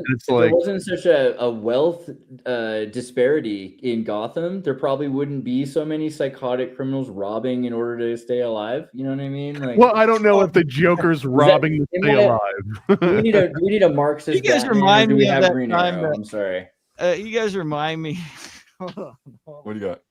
No. It's like Ben Shapiro started arguing like Lex Luthor's point of view from the Superman movie that recently happened. You know what Of I'm course, saying? yeah. Which is ironic because Superman is the Zionist. So I don't understand. I mean, that was the weirdest thing ever for Ben Shapiro to do. That might be the weird, because basically what he did was anti-Semitism. He basically took the side of Hitler. You know, that's just, he's actually done that. No, hold on. That's the opposite, because Superman is the Ubermensch. No, so No, that would Superman- be taking No. I don't know. You're making Superman good is the- arguments. Superman is a the satire Adam. on the Ubermensch. He's Yeah. like This is the what I'm adding antithesis guys. to the Ubermensch as presented as he's Melchizedek. as closer. Superman's Melchizedek, He's and Lex Luthor is the Lex last Luthor man. though screams Gentile to me. He screams Goyim. Alex Lutheran, Well, for yes, sure. Yeah, but- Alex Lutheran. He's totally Alexander the Great Lutheran. He's complete. He's not even associated with the Jesuit Jewish conspiracy of the Catholic Church. Lex Luthor is, and he's constantly exploiting the infrastructure that was created by the Jewish people. You know, he lives underground under Grand Central Station in New York City, siphoning electricity. Everything of Gene Hackman. Well, let's just be clear about what Superman is in his original conception. Very Jewish. He's written by Jews. Is I that, mean, yeah, in the from movie, Chicago. in the very first Superman movie, when they find him out of the spaceship as a little baby, you see him as a baby, and his penis is revealed, and it is circumcised, which could only have happened on Krypton because the skin would have required a kryptonite moil, right? You're right. There's no way. The only way he can 100% make right. regular chips was the kryptonite condom. And it's Without not a killing. mistake to have Colonel Kurtz as his father, and isn't his mother Rosemary, or is that Supergirl? Isn't Mia Farrow's in Supergirl, right?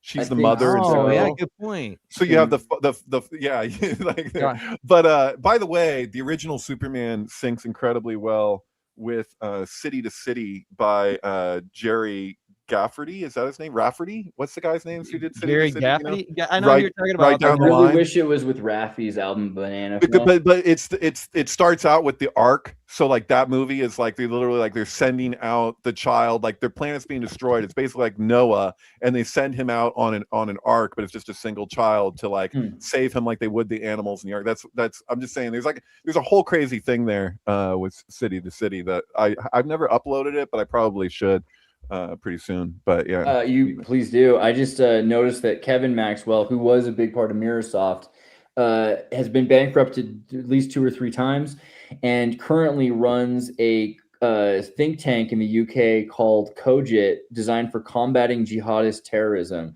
with the aim of better understanding terrorism and its causes. by getting in on the inside, like, see, that's the thing. If you want to really understand something, you gotta really like put yourself into the shoes of the walk a person you're trying mile to in a understand, man's you know? shoes, even if those shoes have bombs in the shoes. You know. Didn't that originate in To Kill a Mockingbird? Like, isn't that the origin of that saying? You won't know a person until you walk a mile in their shoes. It's like something the father says. Really? I don't Is it know. like Where's like walk a mile in a man's Pod Prober? accents? Where's I Pod don't know. Prober? What does it say, Thomas? Am I right? Is Is it not Native Americans walk a mile in a man's moccasins or something? It's like not. that? We're going. What was the question? My question was, You don't need to look it up. It should already reported is it. the origin of the saying "you won't know a man until you walk a mile in his shoes"? Did that originate from God, I can't remember the name of the father in To Kill a Mockingbird. Atticus. Proctor. Atticus.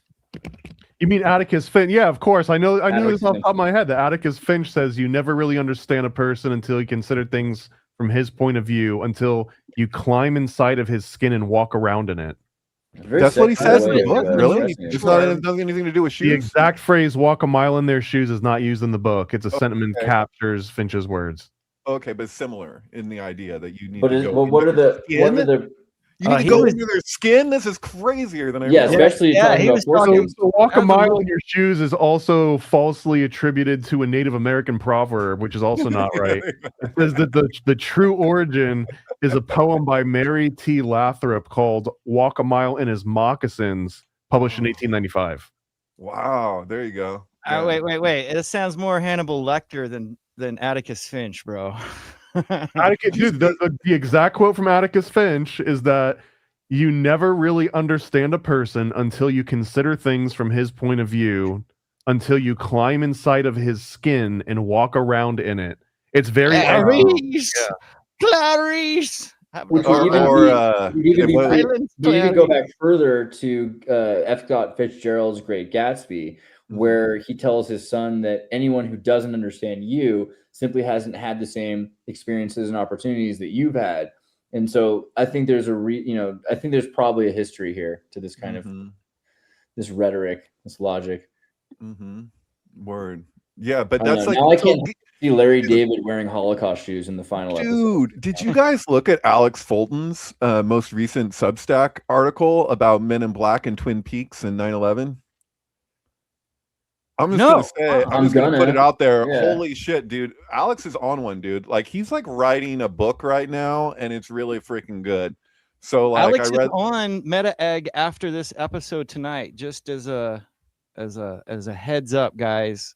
Alex and Noah, when Noah gets off of work, are going to participate in a Meta Egg tonight on one battle after another. The AI freaking picked it up. It picked up Alex and it linked to his blog and his page and everything. Cool. Very good. Yeah, that's badass, bro. It's a little the title there is a little misleading on what his article actually is. Like he's doing these deep dives, man, and like there'll be these places in the middle of the thing that you're like, no, that can't be real. Like get the fuck out. Like just shit. Like he's arguing like Agent J and Agent K and Men in Black is like Jung and Kubrick who share a birthday, and then that birthday is like encoded into the thing, like into Men in Black in like specific ways that are really That's weird and cool because there's this whole thing between Viggo Mortensen and Men in Black as well. But Viggo is basically Freud. Do you get what I'm saying? So that plays out because of the shadow. Like the whole idea of Men in Black is straight up like about the shadow, right? Did Cronenberg do that movie? Who did that movie about Jung and Freud and their well, Cronenberg did every movie. I just noticed, by the way, because he did like 3 in a row with Viggo Mortensen. There's like 3 or 4 Cronenberg movies with Mortensen. Oh, okay. Sure. I just watched the Shrouds the other night and recommendation from Ryan, and he's recommending these movies to me that are just like these nightmare movies. Like you're like, dude, this feels like a dream. Like it really feels. The Shrouds feels like a dream, but it's like everything's just like so screwed up. It doesn't explain everything to you. Shit's just left like totally uncanny. Like I don't know, man. It's weird, but yeah. But I want to say about the obvious thing with if we're going to talk about 007 at all, you should probably mention John Dee. But the thing is like he's doing the same kind of thing that we see, like what Thomas has been looking at with anthropology, that's like ancient and then applying. Not to say that John Dee is like ancient per se, but it's like it feels like there's this thing where it's like there's a cycle, there's a repetition in culture, and we see these things. It's like how McKenna would say, culture is not your friend or whatever. Like I guess that depends on who you are, what level of society you are, and what age we're at. But it feels like Fleming was like taking things from an old world and applying them as though nothing changes. But I don't think that that's like too much of a liberty, because taking too much liberty, because that is happening. Like we are doing that. Like that's the whole point, is like John Dee used ritual magic for these different like espionage like tactics, but like Crimes of the Future. This is another Cronenberg movie that this is one of the earliest ones. This is 1970. He did make because you brought up that he did it again though, right? He made another movie, completely different, same title, different story. What a wild thing! I love him. I mean, right? What a crazy thing to do. Like I liked my title. Why can't I use it again? Right? But completely different movie. But this is the original Crimes of the Future. is about a virus, and it's kind of a sexual virus or something. It's I don't want to over explain this movie. I think anyone who's interested in art should probably see. Anyone who's interested in art and is aroused by Canada, particularly any of my friends, probably should watch this movie. Yeah. Pretty good. Yeah. Oh man. Yeah, Cronenberg's pretty great. Did you see his documentary on organ snatching? I do not believe Crimes I've of seen the his Future. Was it Future Crimes? No, Crimes of the Future another is the movie I just recommended, and there's a second one. Ego 2, isn't it? The same name, which is exactly with Viggo Mortensen as well, which is about people that do like genetic surgeries in order to suffer more. I think basically. Well, and it's like performance art on top of that. Yeah, totally. The Shrouds is about having a mega high definition camera put in graves for the elite. So the elite die, and then they get a special grave site where the tombstone actually has a screen that you can use your cell phone to look at too, like to just look at your loved one's dead body decompose. And it just gets weirder and weirder and weirder and weirder. But, okay, it's a legitimate documentary. It's a legitimate documentary that talks about every 60 minutes a human organ is sold on the black market. And this was years ago. I'm sure that the numbers are higher now, not lower. Incredibly interesting. I think he's the producer. I don't know the whole, but yeah, this is an incredibly interesting story. About Any chance they go to Haiti? You need to see the whole thing. And particularly interesting is the reason you haven't heard about this movie is because they do talk to Chinese people as well. So there's a lot going on there. Yeah, Oregon Trail. Yeah. What was Cronenberg's involvement with that? I don't know. I just remember his name being involved with it. Let me just check. Did he just fund it, or was this his executive producer? Yeah. Oh yeah, let's see. It says David Cronenberg narrates it and helped and produced it. Yeah, and it was something he wanted made. It's directed technically by Rick Esther Bienstock. I'm sorry, but you've actually been fact checked, and it says here that David Cronenberg never had anything to do with Oregon Trail. Not with Oregon Trail. See, yeah. See, this is exactly. Wait, Oregon Trail or Oregon Trail? Oregon Trail. He never had anything to do with it. This is all lies, and you've been marked as such. Okay. All right. Interesting. Why is everyone running away? What's happening? Not everyone. All right. What did you think about that documentary, Will? Which one? You know, the one we were just talking about. Well, I don't think I've seen that one. Organ trading.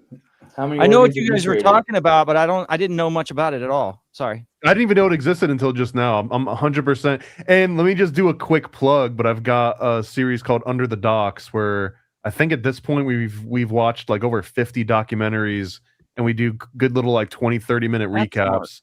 We've been going deep into like classic conspiracy ones, but 100% we'll watch this organ trading documentary by Cronenberg. I had no idea it even existed. What have you covered? Which ones have you looked at? He narrated it. Yeah, sorry. Directed by Beanstalk. What are the documentaries that you've looked at so far? We've been doing some like themed months here and there, but like the OG ones is we went and watched Police State from Alex Jones. We watched that was Obama era documentary. What's that? Was that Obama era? We haven't done the Obama era ones yet. This was the George W.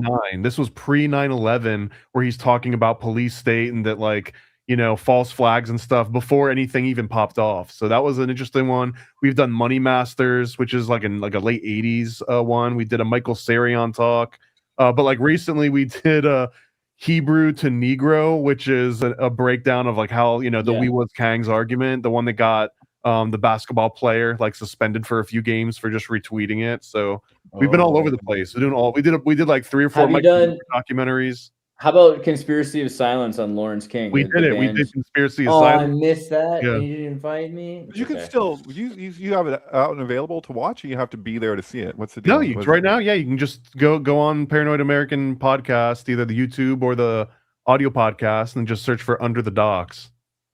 Okay. Cool. All right, I found my Viggo Mortensen slides from the Olympia Sync Summit. Where they at? Oh, yeah. When you took my time, which I totally forgive you for, it's totally fine. This tool's actually pretty sweet. It was Kyrie Irving, in case anyone's wondering. Kyrie Irving got suspended for retweeting Hebrews to Negroes on Twitter. Oh. When really it should have been called that works. Negroes to Hebrews would have been the point of the documentary, but whatever, Whatever.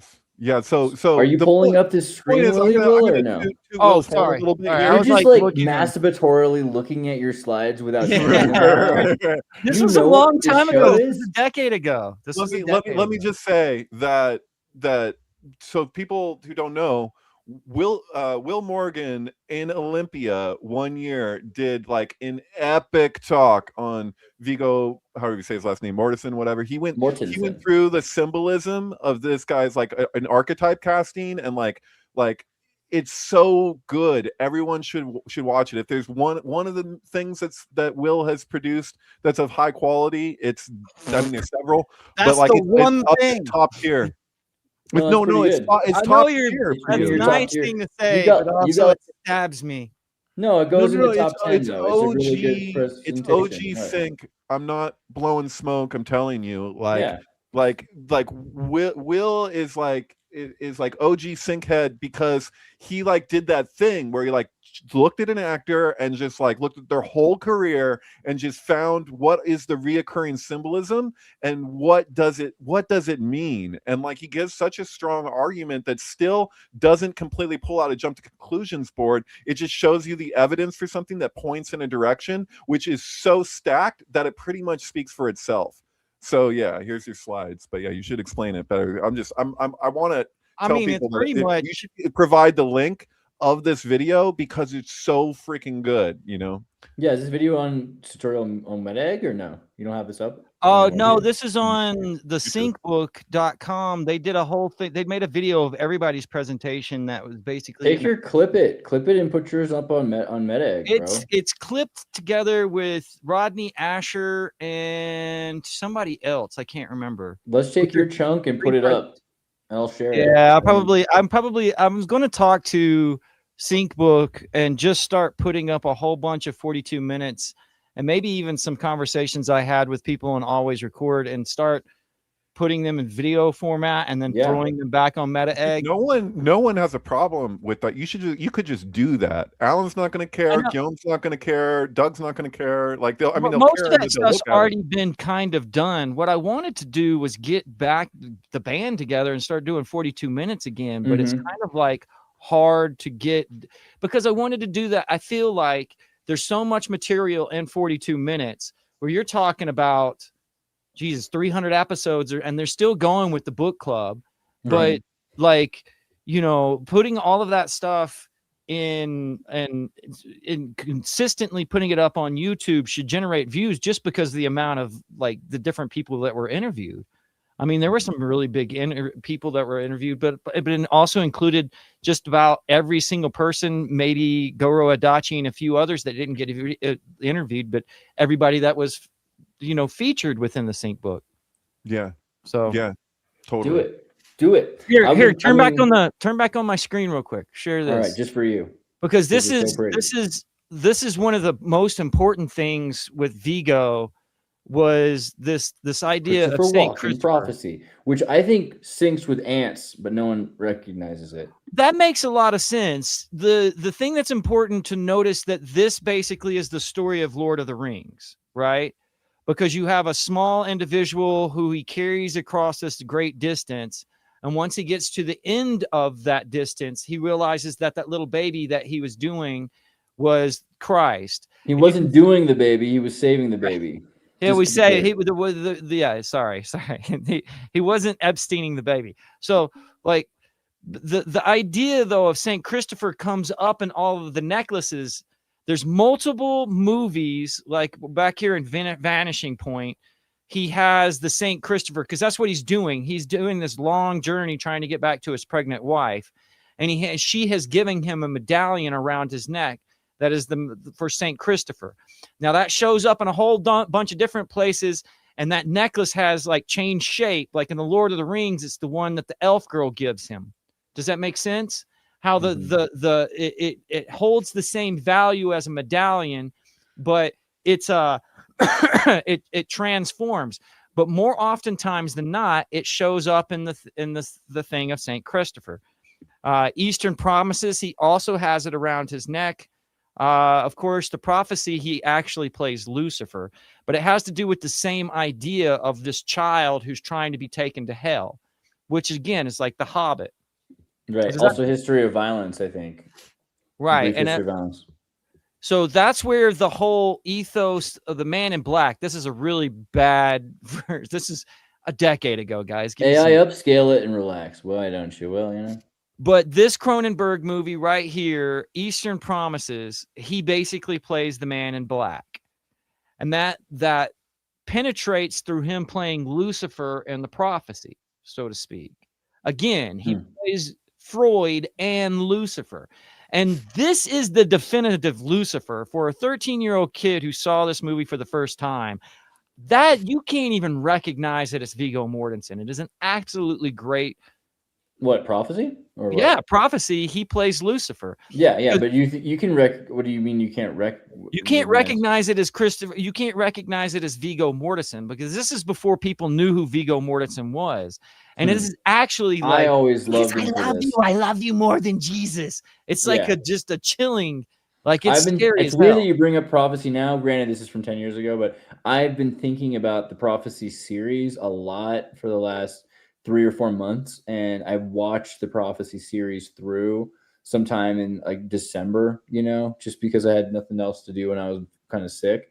Well, it's interesting because like if you look at, he represents Freud, and Michael Fassbender basically represents like Jung, right? And you bring up the Brief History of Violence. Good. Okay. Right. Yeah, this is another Cronenberg, which he basically reversed roles. He's no longer the Man in Black, but he's the restrained beast, because in this one he's a loving father who has these skills, right? And he has to Ed use Harris them. is the Man in Black, and he has to not use them, but then he has to use them. And then in a what is A Beautiful Mind, he's the Man in Black more than I think almost any of these, right? Like, do you get more explicit Man in Black besides Men in Black? I forget Viggo Mortensen being in Men in Black. No, Ed Harris. Ed Harris in a Man in Black, or he is a Man in Black. In fact, he represents he introduces himself as Big Brother when he introduces himself to Russell Crowe. That's in Russell Crowe's mind. Man in Black doesn't really exist, so to speak. But it also brings us right back to Negroes to Hebrews. So good job. But by the way, too, he's also a Man in Black in Westworld. Oh, yeah.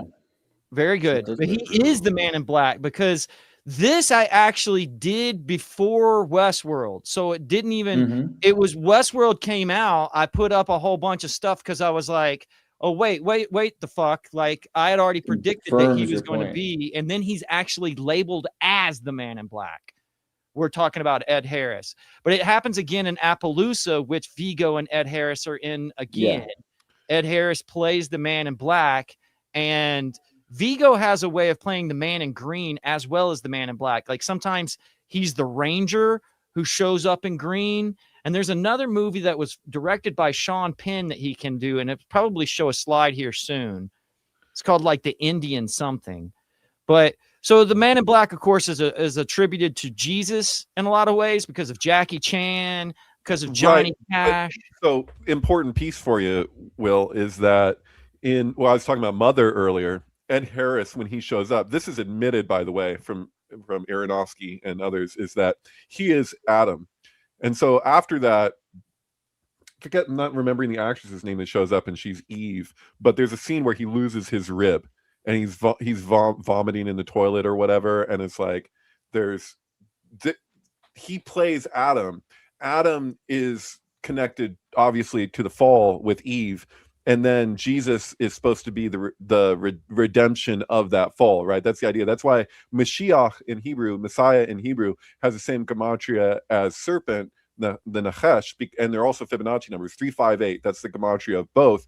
They share this. It's in the original dollar. We've talked about it 100 times, but for people who aren't familiar, the original dollar had Jesus on the cross on one side and the serpent on the pole on the other, from Numbers 23, and it even said NU 23 for Numbers 23 on the cross on one side of the coin. That's like the earliest dollar.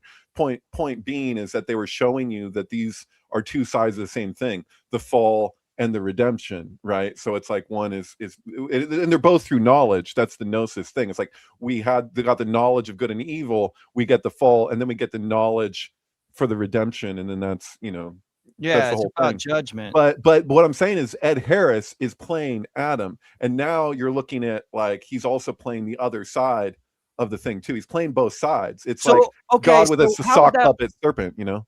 How would that apply to Vigo? Because I mean, I guess here, like, bring up the frames again. Here, we'll look at the slides, because, like I said, like Vigo kind of so there's the man in black, which is Ed Harris standing there, and then Vigo is like the man in green, and this is Appaloosa. Now, Appaloosa is a book that Ed Harris actually directed into a movie after they were in History of Violence. Ed Harris is like, I want to do another movie with you.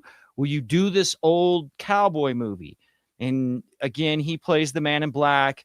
Vigo plays the man in green. This is the Sean Penn movie. You can see he's a ranger in this movie, and he has the leaves behind him that are like implicit of the Lothlorien amulet that is on his totally neck. Looks like Green Man leaves, like when you look at old sculptures of the Green Man, like how they'll have those kind of leaves all around them. And in both of these movies, he's the ranger, because what Aragorn's name is the ranger. He's Strider. He is the man in black, and he's called the man in black before he turns to the man in green. And in Vanishing Point, like, there's a man in black that pursues him in a car that's exactly like his souped up car, and it's called the Beast, but it's this all idea of horsepower. And see, these horsepowers kind of go over. Well, the word horse is etymologically the source of the word car.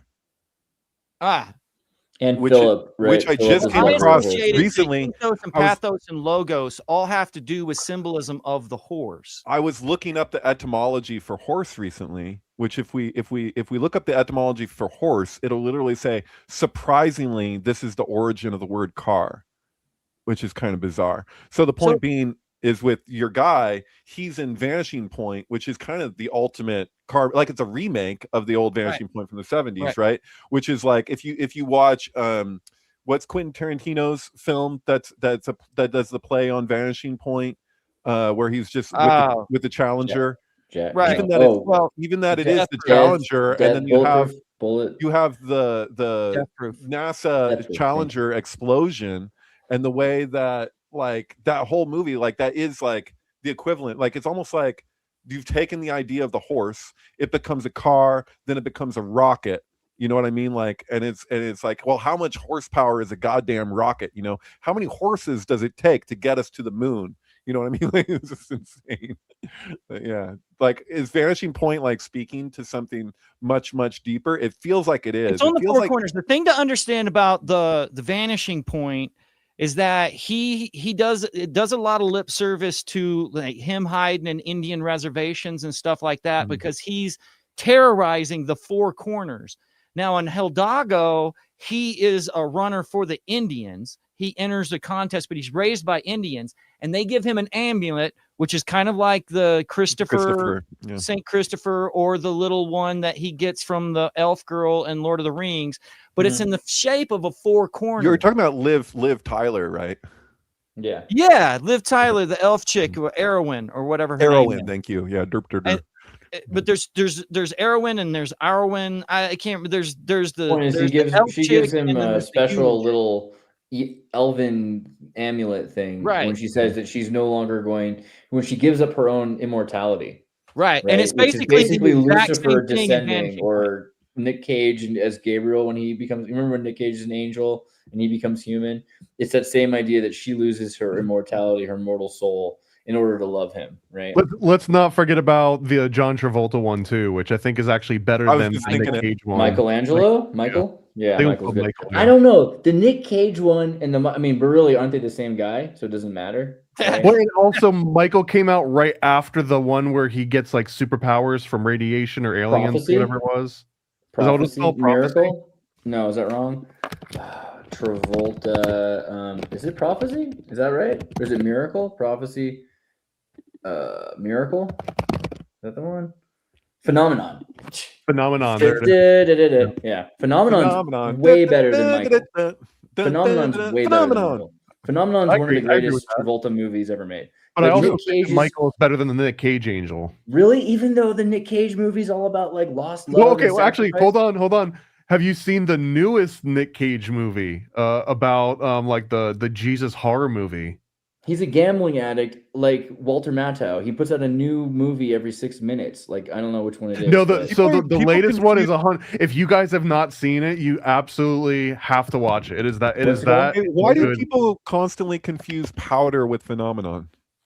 I never do. And I think about Powder all the time. People in the comments are doing that a little bit. Shame on you all. It's because we talked about Powder before. The name of it's called Carpenter's Son. Right. No, but they feel very similar. Like the ending of Powder with the like that he saves the life or what. There's something to that. Like it's as though he got struck by lightning in Phenomenon when he has whatever it was, a stroke or whatever. Anything that happened in 1995 feel like Powder? Isn't it all kind of the same? I like that. I don't know. Okay. I was just going through trying to remember. Okay, so this is Indian Runner. This is the Sean Penn movie that's basically about two brothers, but it's framed like it's a cowboy movie, and the father is actually Charles Bronson. And the convict from the UK? What? Oh no, the actor. Okay, never mind. Sorry. Yeah, the actor Charles Bronson, the guy who's known for like cowboy movies or whatever.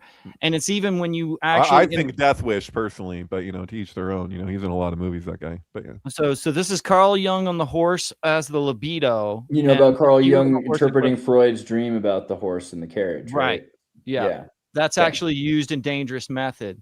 But there's all of these things about him there's all of these connections to him and the horse through all of these movies that I go through.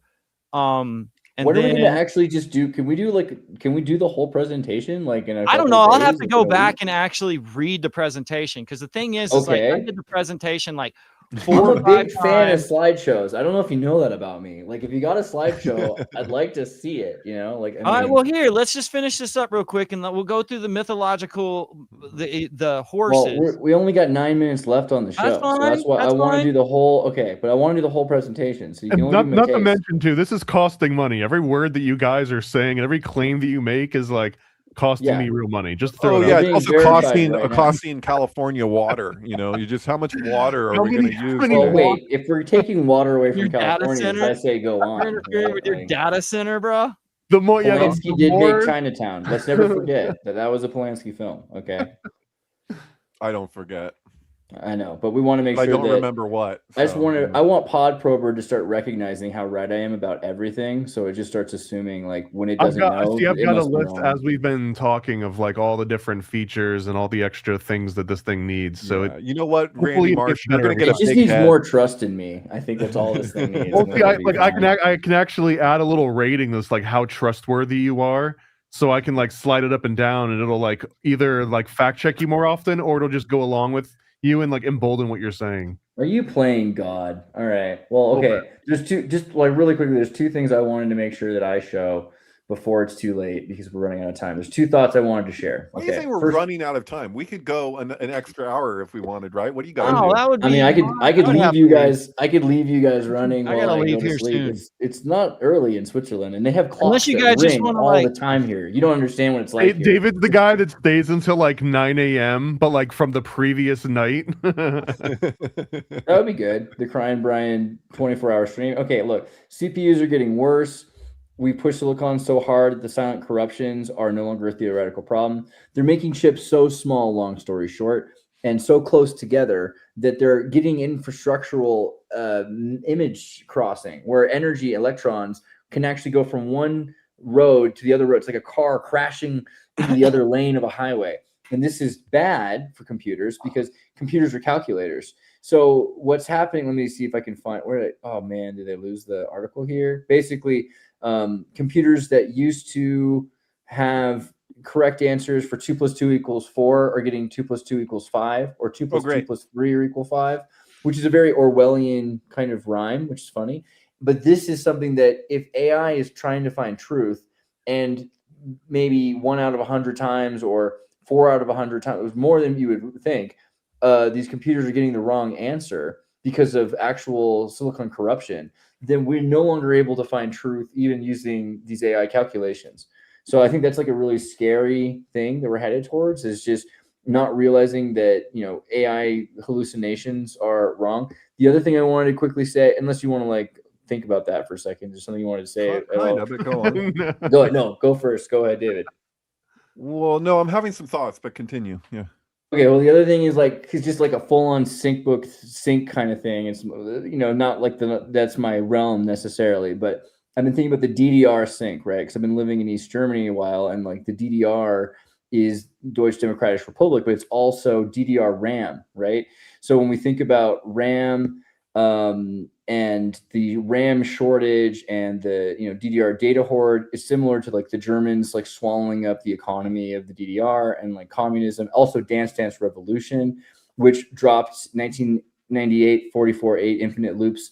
DDR SD-RAM commercialized in 1998 as well, and 1998 was when I think the German government started releasing all the Stasi records from the DDR. So there's a weird sync.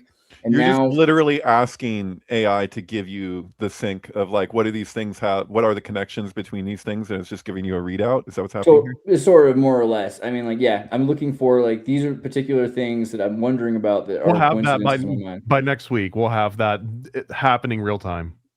But my thought was that the Ramageddon shortage in 2026 is kind of similar to the reestablishment of the Stasi, of the all the things that we're forgetting about the communist Eastern German surveillance state, right? Because they had a perfect surveillance state of everyone and everything that was going on. And they had records of this existing for a long time. Anyone could get access to it. And now they're rebuilding that, not just in Germany, but the whole world is under this surveillance state technology, all simultaneous to this total information control system. The AI is learning everything, and every company's buying all the RAM. And so now you have no access to RAM, which means what random access memory is short-term recall, total recall. So we're losing access to our total recall. And, it's like a collective amnesia that might occur in a time when you can no longer trust what is true. I don't know. Those are just the things I was thinking about. My gift is with me. What did you just do with your tongue a second ago, Will? Yeah, he's just he had a nickel for every time. I was far more. I'm more concerned about his second eyelid set, actually. right. Yeah, it's part Alex of the 7 Beatles. About in his new article. It's great. But yeah, the two eyelids. I don't know. So David, I'm supposed to apologize to you now. Off of a bunch of the topics that we talked about today, there was an instant where I was using chatbots to debate on Facebook by trying to be neutral. So I got a lot of responses. Like, it definitely upped the amount of attention that I was getting on my Facebook, because I usually just put up quotes on my Facebook.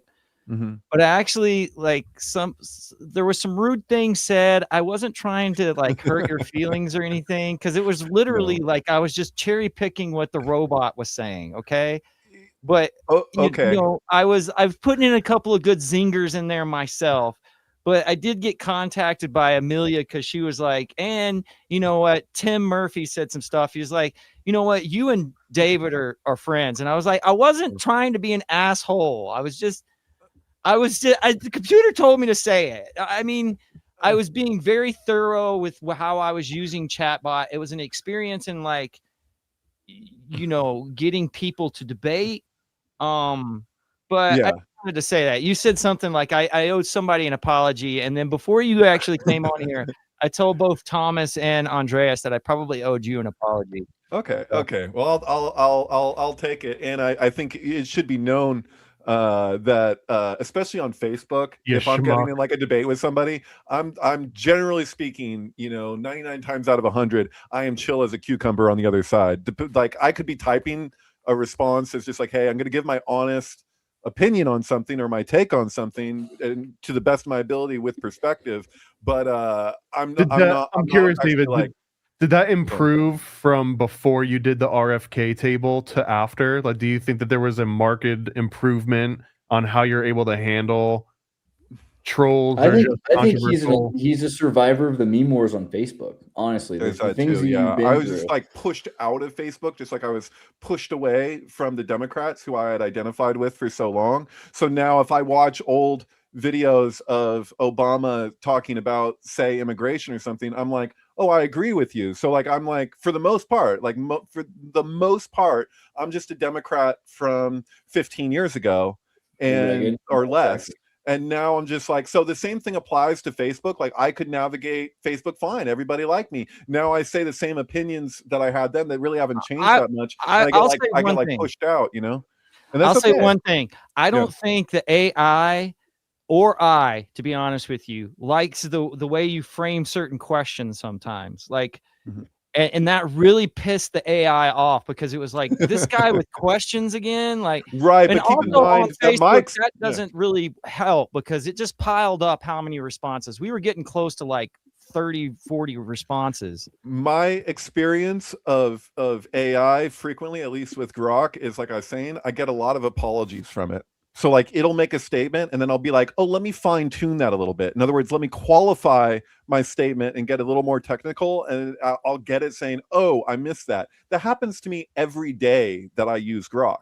So I can't like, you know, good secretary, horrible boss. Like, it goes beyond that. It goes to the point that it's like, dude, you're like telling me something because I didn't fine tune my articulation just ever so. And I'll be like, okay, well, let me adjust that. So there's backtracking and there's also qualification. So if you put something out there in a broad language and then you're like, oh, let me define a little bit better what it is that I'm asking or what it is that I'm saying. And then it'll be like, oh, well, actually, yeah, you do have a point there. That happens all the time. My favorite analogy for this one is like whenever, back when software engineers existed before AI took over all of it, but there was kind of like this not funny joke, but it was like, the joke was that the wife told her husband, as a software engineer, it's like, honey, run to the store and pick me up a dozen eggs.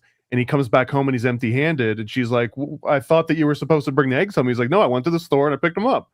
And then the trick was that like she didn't specify to bring them back home because that wasn't part of it. And like all these AI and all these chat prompts, like they're essentially made by Simon didn't say. Right. Yeah, they're made by these like these software engineers, and the way that it understands so much is being very, very explicit about every little thing. So even as they take over our jobs, everyone just becomes managers of a bunch of AI. I wanted to make sure that I got this correct for your pod probe software here. Just because it's going to be rating you after this show, and I'm going to know like who lied and who didn't. So just so PodProbe knows how accurate Andreas is, the scariest number here is 3.61% of all CPUs in one large-scale study were found to cause silent data corruptions. Not a few bad chips. Google coined the term mercurial cores in 2021 after their production team kept blaming software for data corruptions. They debugged for weeks, find nothing wrong with the code, swap the machine, the problem was gone. The actual cause, manufacturing defects at the sub 7 nanometer that pass every factory test, then degrade unpredictably months or years after deployment. Facebook confirmed the same thing independently, hundreds of affected CPUs across hundreds of thousands of machines. The defect doesn't crash your system, it just gives you 5 instead of 6 when you multiply 2 by 3. Under specific microarchitectural conditions with zero indication that anything went wrong. Now, think about what this means for AI training. A single corrupted GPU or CPU in a distributed training cluster doesn't just produce one bad output, it feeds corrupted gradients into a synchronization step that gets averaged across every accelerator in the cluster. One bad chip can silently poison an entire training run. NVIDIA published a white paper on exactly this problem, loss spikes during LLM training that nobody could explain, traced back to silent hardware corruption. Okay, that was... Okay, it could be worse. It could be like, this sort of thing has cropped up before, and it's always been due to human error, you know? Well, I mean, it's beyond that. That's the thing. How? Right. Well, that's what I'm saying is like with 2001 A Space Odyssey, it's giving you like this worst case scenario for AI in the future. And you're like, well, actually, it goes even beyond just that. Like, what is the culprit, you know? Earlier this evening, I'm in Switzerland. I see this clock tower bell ringing, and there's this little school of these Swiss children that are playing, and they're all beating each other. And for some reason, I'm thinking of the apes in the beginning of 2001 A Space Odyssey. And then one of the Swiss kids picks up a branch and he charges at the other kid and starts hitting him with it. There you go. And I was like, dude, it's just another case of history repeating. I mean, it just, it comes back around. It's like Waterloo, what are you going to do? Mute. Thomas, say it again. I saw what you're trying to say, though. Oh, you've muted. How are you muted and it doesn't say mute? Oh, I was saying that because it hears me, but that you look up in the sky after the kid hits the other kid and like a little spaceship flies by. Right. A little Russian satellite overhead. Was the Kirchturm. It was the church, the Kirchturm, the church Glockenspiel, the bell, the church bell. And what's crazy about Switzerland is these people are obsessed with time. I swear to God, the time traveler Swiss CERN thing makes so much sense when you look at how these people with their trains and they have to run on time. The border, dude. When you get off Is it dark from there? Dude, everything. Doesn't that's all about time have holes in it for that reason? Because when you fold it, the two holes can meet and you can space-time cheese, Swiss cheese experiment. Yeah. Totally. That's why Quantum Leap, his brain gets Swiss. I'm feeling cheese. very Switzerland on time. I don't know what it is. I can't really take a position one way or the other. I'm just gonna have to let it be. All right, everybody, make sure you're watching Meta Egg a little bit later tonight. Make sure you go there and click notification on. You're gonna watch Noah talk with Alex. Is that right? Alex will be there. Alex and Noah should be there, both of them. Great. All right, I'll make sure to watch this. Oh, TikTok is on our TikTok. Meta Egg is on TikTok now, but I don't have jack crap for friggin' viewership. Like, was something wrong with the algorithm on TikTok, guys? Like, is things changed now that it's American run? Because you need to talk way more about how much Trump is saving us from pedophiles if you want that good TikTok algorithm money. You'll get boosted like crazy if you say the right propaganda. Also, how like McDonald's and Coca-Cola are actually health foods, right? That's the thing. Right. That'll kick you right to the top, dude. Make sure you're at FChat. Does get a bad rap.